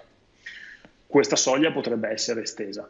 Potrebbe essere estesa, ad esempio, fino a 10 o a 12 milioni di fatturato e mi si dirà, beh, ma le sostanze dove le troviamo? In realtà all'interno dello stesso decreto rilancio si è previsto un taglio indifferenziato dell'IRAP, quindi l'imposta regionale sulle attività produttive, che va a beneficio anche di quelle aziende, di quelle imprese che non hanno registrato un calo del fatturato in tempi di coronavirus. Quindi una forma di giustizia sostanziale sarebbe quello di pareggiare i due conti, cioè spostando le risorse che vanno a taglio dell'IRAP anche per chi non ha avuto alcun taglio dei ricavi o riduzione del fatturato a favore di quei soggetti che possono beneficiare di un contributo a fondo perduto. Questa è una misura che serve, ma serve soprattutto la velocità nell'erogazione di questo contributo. Ed infatti bene ha fatto il governo a prevedere che i controlli siano successivi all'erogazione del contributo, quindi in qualche modo ci si fida dei contribuenti e ci si fida delle richieste che compilano, proprio perché c'è bisogno che i soldi arrivino nel mese di giugno del 2020, non nel mese di giugno del 2021, quando ormai questa emergenza in un modo o in un altro sarà risolta. Questo a mio avviso potrebbe essere una misura che potrebbe aiutare il settore economico e che potrebbe far sì che molti imprenditori abbiano quella boccata d'ossigeno di cui oggi hanno bisogno. Benissimo, grazie. Allora, grazie all'avvocato Stefano Tuso, è stato molto preciso e chiaro nell'esporre qual è lo scenario, quali sono i rischi e anche cosa bisogna fare per evitare di cadere in questo vero e proprio tunnel. Grazie, buon lavoro. Grazie a voi, buon lavoro a tutti. Grazie. Questo è lo scenario dunque, lo diceva, lo ricordava, insomma, da oggi la possibilità della richiesta di finanziamenti a fondo perduto e quindi l'assalto un po' al sito dell'Agenzia delle Entrate. Adesso torniamo a Marghera perché il nostro Filippo Fois ci fa un po' il punto della situazione. Peraltro oggi, ho dimenticato di dirlo prima, Zaia ha detto che verrà trasmesso oggi verranno trasmesse le nuove linee guida regionali per la ripresa delle scuole, quindi al Ministero dell'Istruzione arriverà il pacchetto di linee guida, la proposta del Veneto per la ripresa delle scuole a settembre. Filippo, abbiamo parlato oggi molto, si è sentito molto la parola fase 4.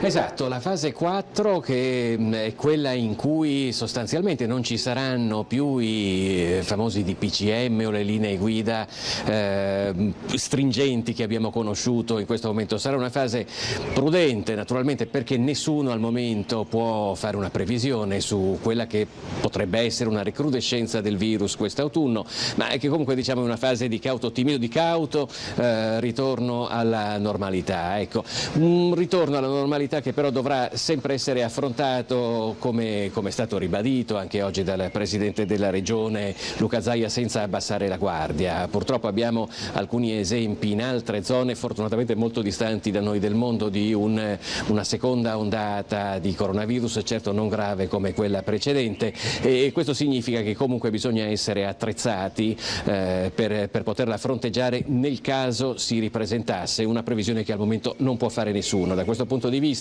il Veneto ha comunque messo in campo un'artiglieria pesante, così come è stata definita dal governatore, che è pronta a essere schierata nuovamente nel caso si ripresentasse l'emergenza epidemiologica. Basterebbe pensare ai 5 ospedali che sono stati rimessi in piedi in brevissimo tempo, che attualmente sono chiusi ma che si possono riaprire in un tempo veramente molto breve nel caso ce ne fosse la necessità.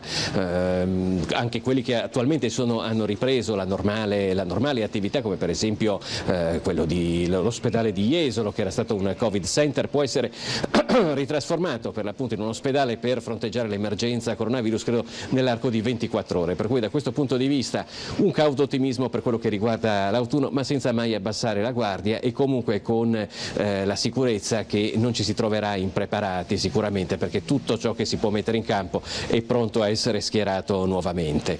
Io dovevo dire anche, dobbiamo annotare che, come spesso capita qui nella sede della Protezione Civile regionale di Marghera, questa mattina c'è stata una piccola manifestazione, erano 2 gruppi separati di rappresentanti, da un lato dei marittimi e dall'altra dei lavoratori del settore spettacolo. Per quello che riguarda i marittimi, principalmente naturalmente si tratta di lavoratori di Venezia, lavoratori del turismo, i quali sono molto preoccupati non solo per una ripresa dell'attività turistica che si presenta molto incerta, perlomeno per quello che riguarda il 2020, scusate, ma anche per il fatto che in alcuni casi la cassa integrazione della quale stanno godendo sta per scadere, scadrà praticamente a giorni, e in alcuni casi ancora più estremi la cassa integrazione non si è mai vista, per cui da febbraio sono persone senza stipendio.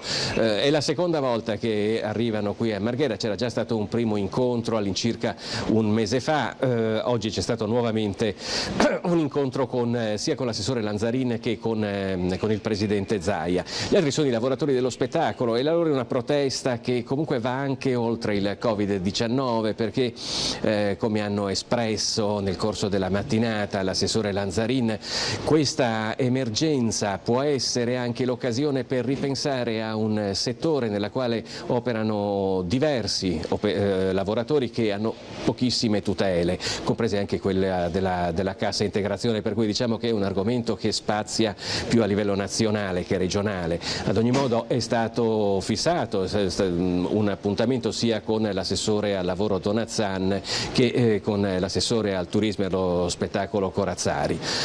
L'ospite che oggi è intervenuto durante il punto stampa di Zaia è il dottor Andrea Vianello, che è il direttore dell'unità operativa fisiopatologica respiratoria dell'azienda ospedaliera di Padova, nonché membro del comitato tecnico scientifico della Regione Veneto, il quale ha raccontato come è stata affrontata l'emergenza coronavirus a Padova. È un incontro, un resoconto che ha avuto anche un momento in cui è stata espressa tutta la preoccupazione che per un certo periodo di qualche giorno si è vissuta anche a Padova.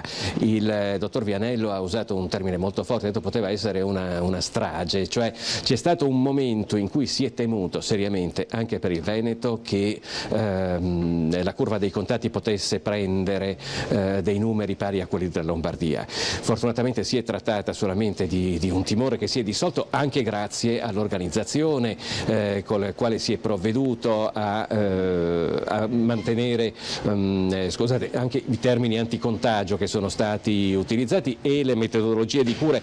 Per quello che riguarda il professor Vianello, sono stati dati 3 ambiti di azione sulla quale si è sviluppato il lavoro degli operatori sanitari dell'azienda ospedaliera di Padova, che sono stati un aspetto tecnico e un aspetto organizzativo, e quindi con più integrazione tra i reparti e anche tra i farmaci che venivano utilizzati poi per la cura dei pazienti, e poi anche un aspetto umano, vale a dire si è sempre cercato di mantenere il contatto tra il paziente e i propri familiari. Grazie a questo mix, diciamo, di questi 3 aspetti, alla fine i numeri di Padova sono stati fortunatamente molto più contenuti rispetto a quello che si temeva in origine. Benissimo, grazie allora a Filippo Fois. Peraltro ha annunciato anche il governatore Zaia che domani ci sarà invece una presentazione insieme all'assessore regionale all'agricoltura Giuseppe Pan del piano per il rilancio dell'agricoltura, un altro settore che è stato pesantemente danneggiato e dal coronavirus e anche purtroppo dal maltempo un po' di questi giorni, prima dalla siccità e adesso dal maltempo. Quindi domani si parlerà anche del rilancio dell'agricoltura. Grazie a Filippo Fois e Paola Barbato. Ovviamente poi questa sera i servizi che racconteranno di questa giornata dalle molteplici volti, quindi il piano autunnale fase 4, la testimonianza del dottor Vianello, quella frase poteva essere una strage, ma poi anche la protesta, comunque il disagio dei marittimi, lavoratori dello spettacolo. Adesso la pubblicità e poi parleremo di sagre.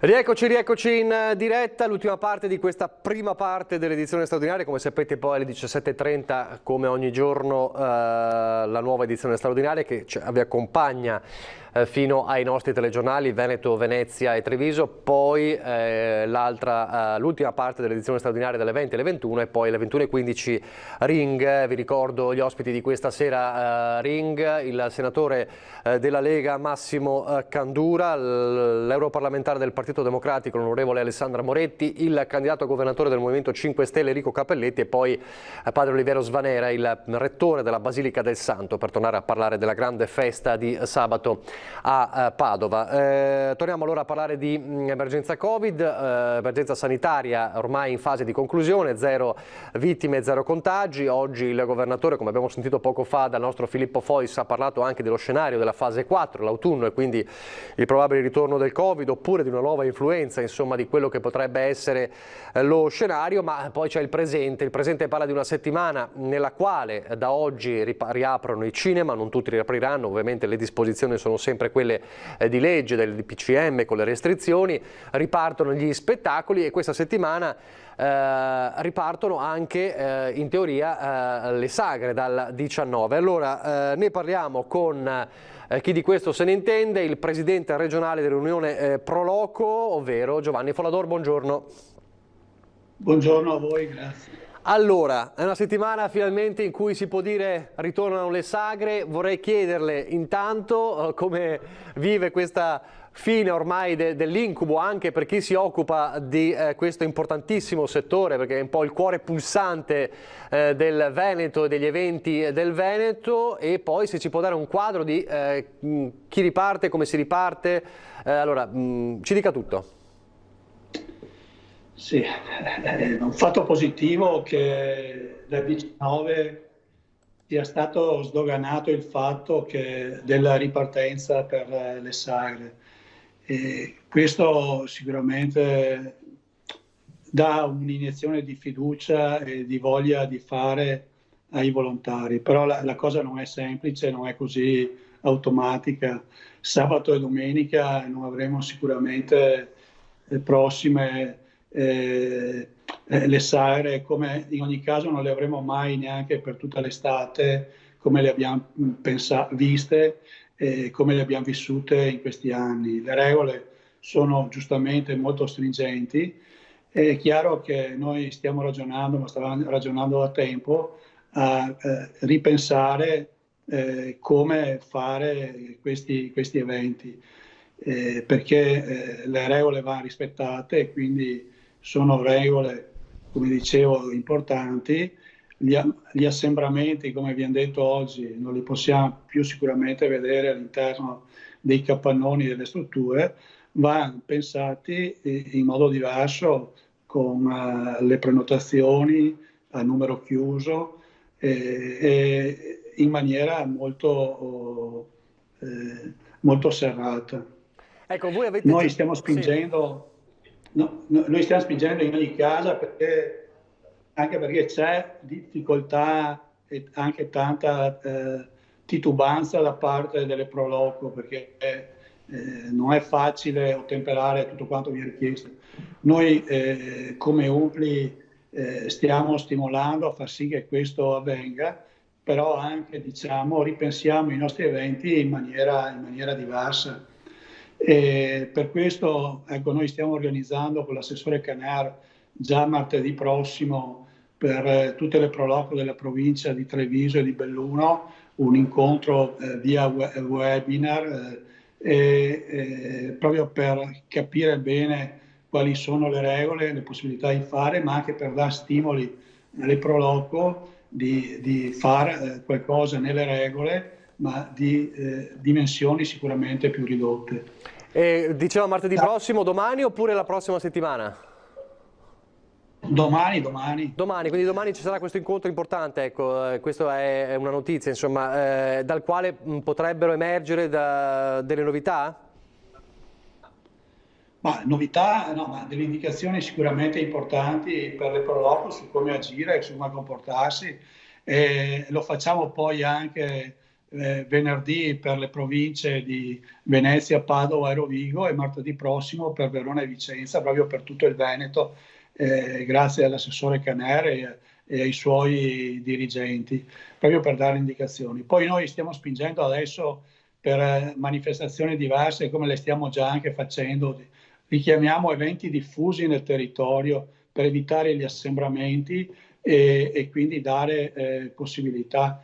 Per esempio, domenica prossima stiamo già organizzando in questi giorni un evento diffuso nelle colline del Prosecco di Conegliano e Valdobbiadene, la zona decretata patrimonio dell'umanità, patrimonio UNESCO, e non più quindi eventi racchiusi, ma piccoli eventi in tutto il territorio, in modo da poter rispettare le regole, ma però lo stesso svolgendo manifestazioni e animando il territorio. Quindi la soluzione, almeno in questa prima parte, potrebbe essere questa, quindi eventi diffusi invece degli eventi, diciamo, di massa.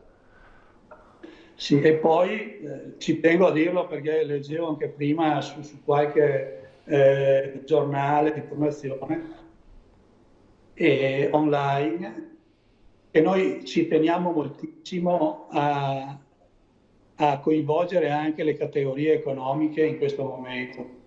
In primis i ristoratori, e non vogliamo assolutamente parlare di concorrenze strane, anzi sono i primi che vogliamo coinvolgere nella nostra attività di animazione, ma gli agriturismi, tutti quelli che hanno sofferto e soffrono in questo momento, perché la ripresa economica non deve essere solo delle sagre, ma deve essere di tutto il comparto economico turistico.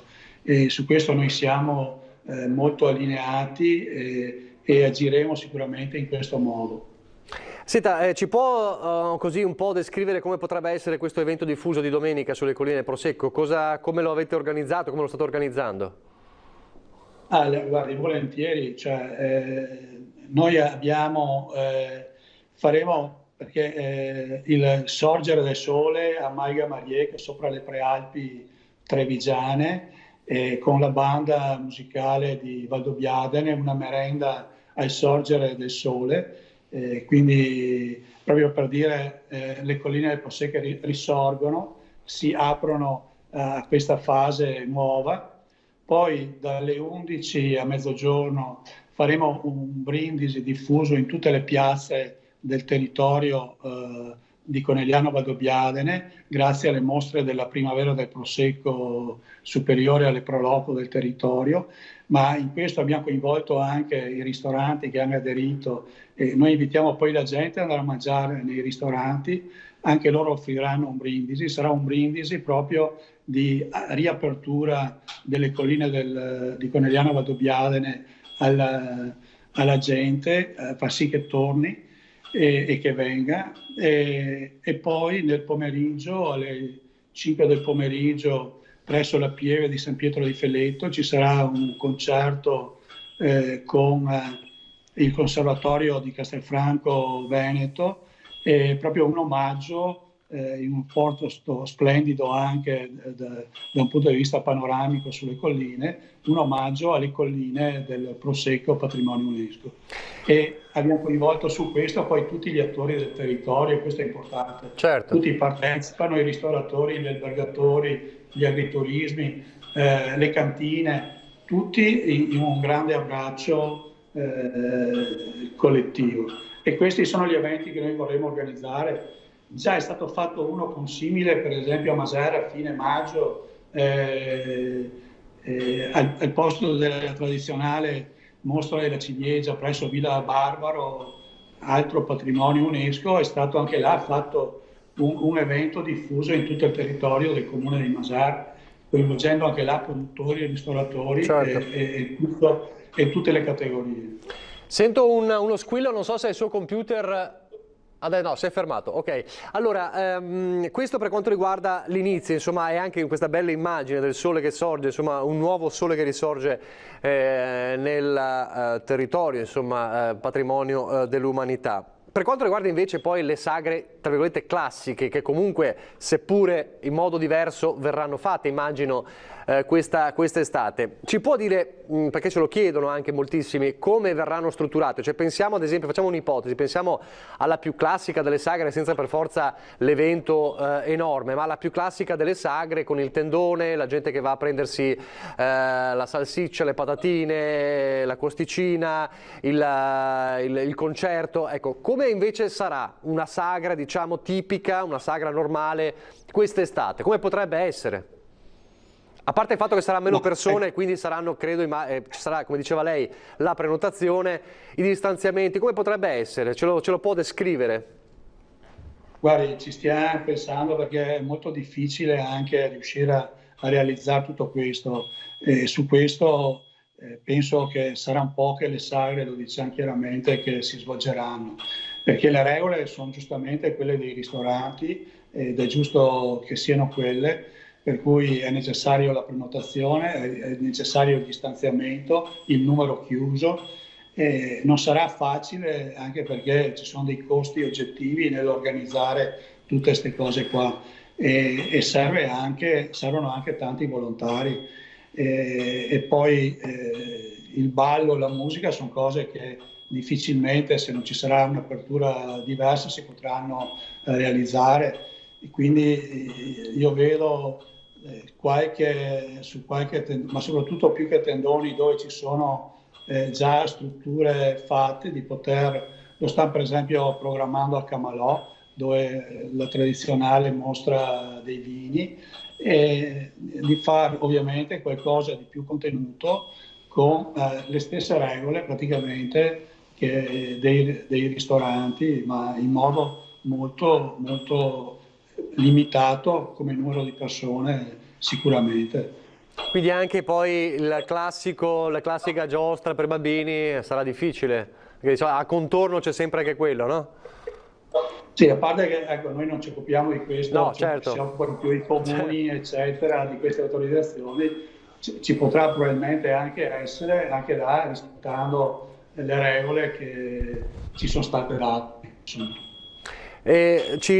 Poi la lascio, ci descrive questi 3 mesi di lockdown da parte delle Pro Loco, insomma, quale ferita è stata per associazioni che tengono vivo il territorio dei comuni, dover rinunciare a tanti eventi, quanti poi, se c'è un numero di quanti eventi sono stati cancellati, c'è una stima? In provincia di Treviso penso 1 migliaio di eventi sicuramente, però ecco, per noi ovviamente come tutti i cittadini abbiamo vissuto con sofferenza la cosa, però non ci sono state alternative, quindi va bene così. È chiaro che ci sono anche Pro Loco che avevano fatto degli investimenti per le manifestazioni, e quindi oggi si trovano anche un po' in difficoltà, per le manifestazioni non si organizzano dall'oggi al domani, certo. Ci vogliono tempi, ci sono spese, eccetera. Ci sono anche Pro Loco che in questi anni, per il discorso della sicurezza, hanno fatto anche degli investimenti, e quindi magari acceso anche dei mutui, e si trovano oggi anche in difficoltà non potendo aver svolto le manifestazioni, ma sono casi anche abbastanza isolati. Noi abbiamo approfittato di questo tempo con le Pro Loco per fare, come forse anche altri, abbiamo fatto tanta attività di formazione, di aggiornamento per i nostri volontari.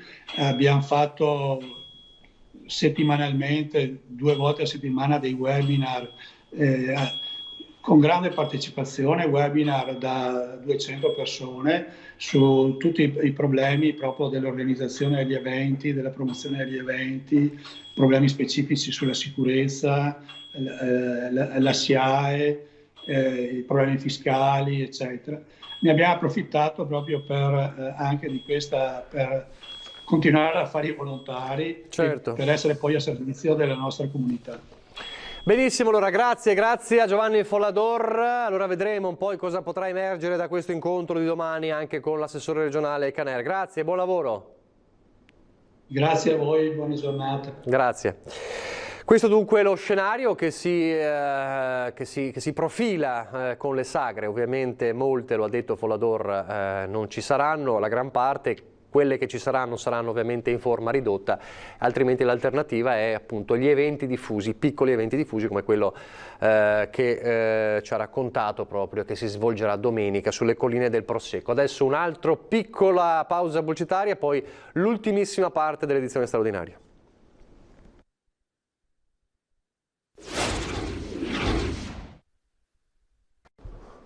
Rieccoci in studio, solo il tempo di ricordarvi questa sera alle 21:15 Ring con il senatore della Lega Massimo Candura, l'onorevole Alessandra Moretti, europarlamentare del Partito Democratico, il candidato governatore del Veneto del Movimento 5 Stelle Enrico Cappelletti e poi padre Oliviero Svanera, rettore della Basilica del Santo, per tornare a parlare anche della straordinaria giornata di sabato scorso, la festa di Sant'Antonio. È tutto, vi lascio adesso alla programmazione, alle 17:30 ritorniamo in diretta con Daniela Sizia. Arrivederci.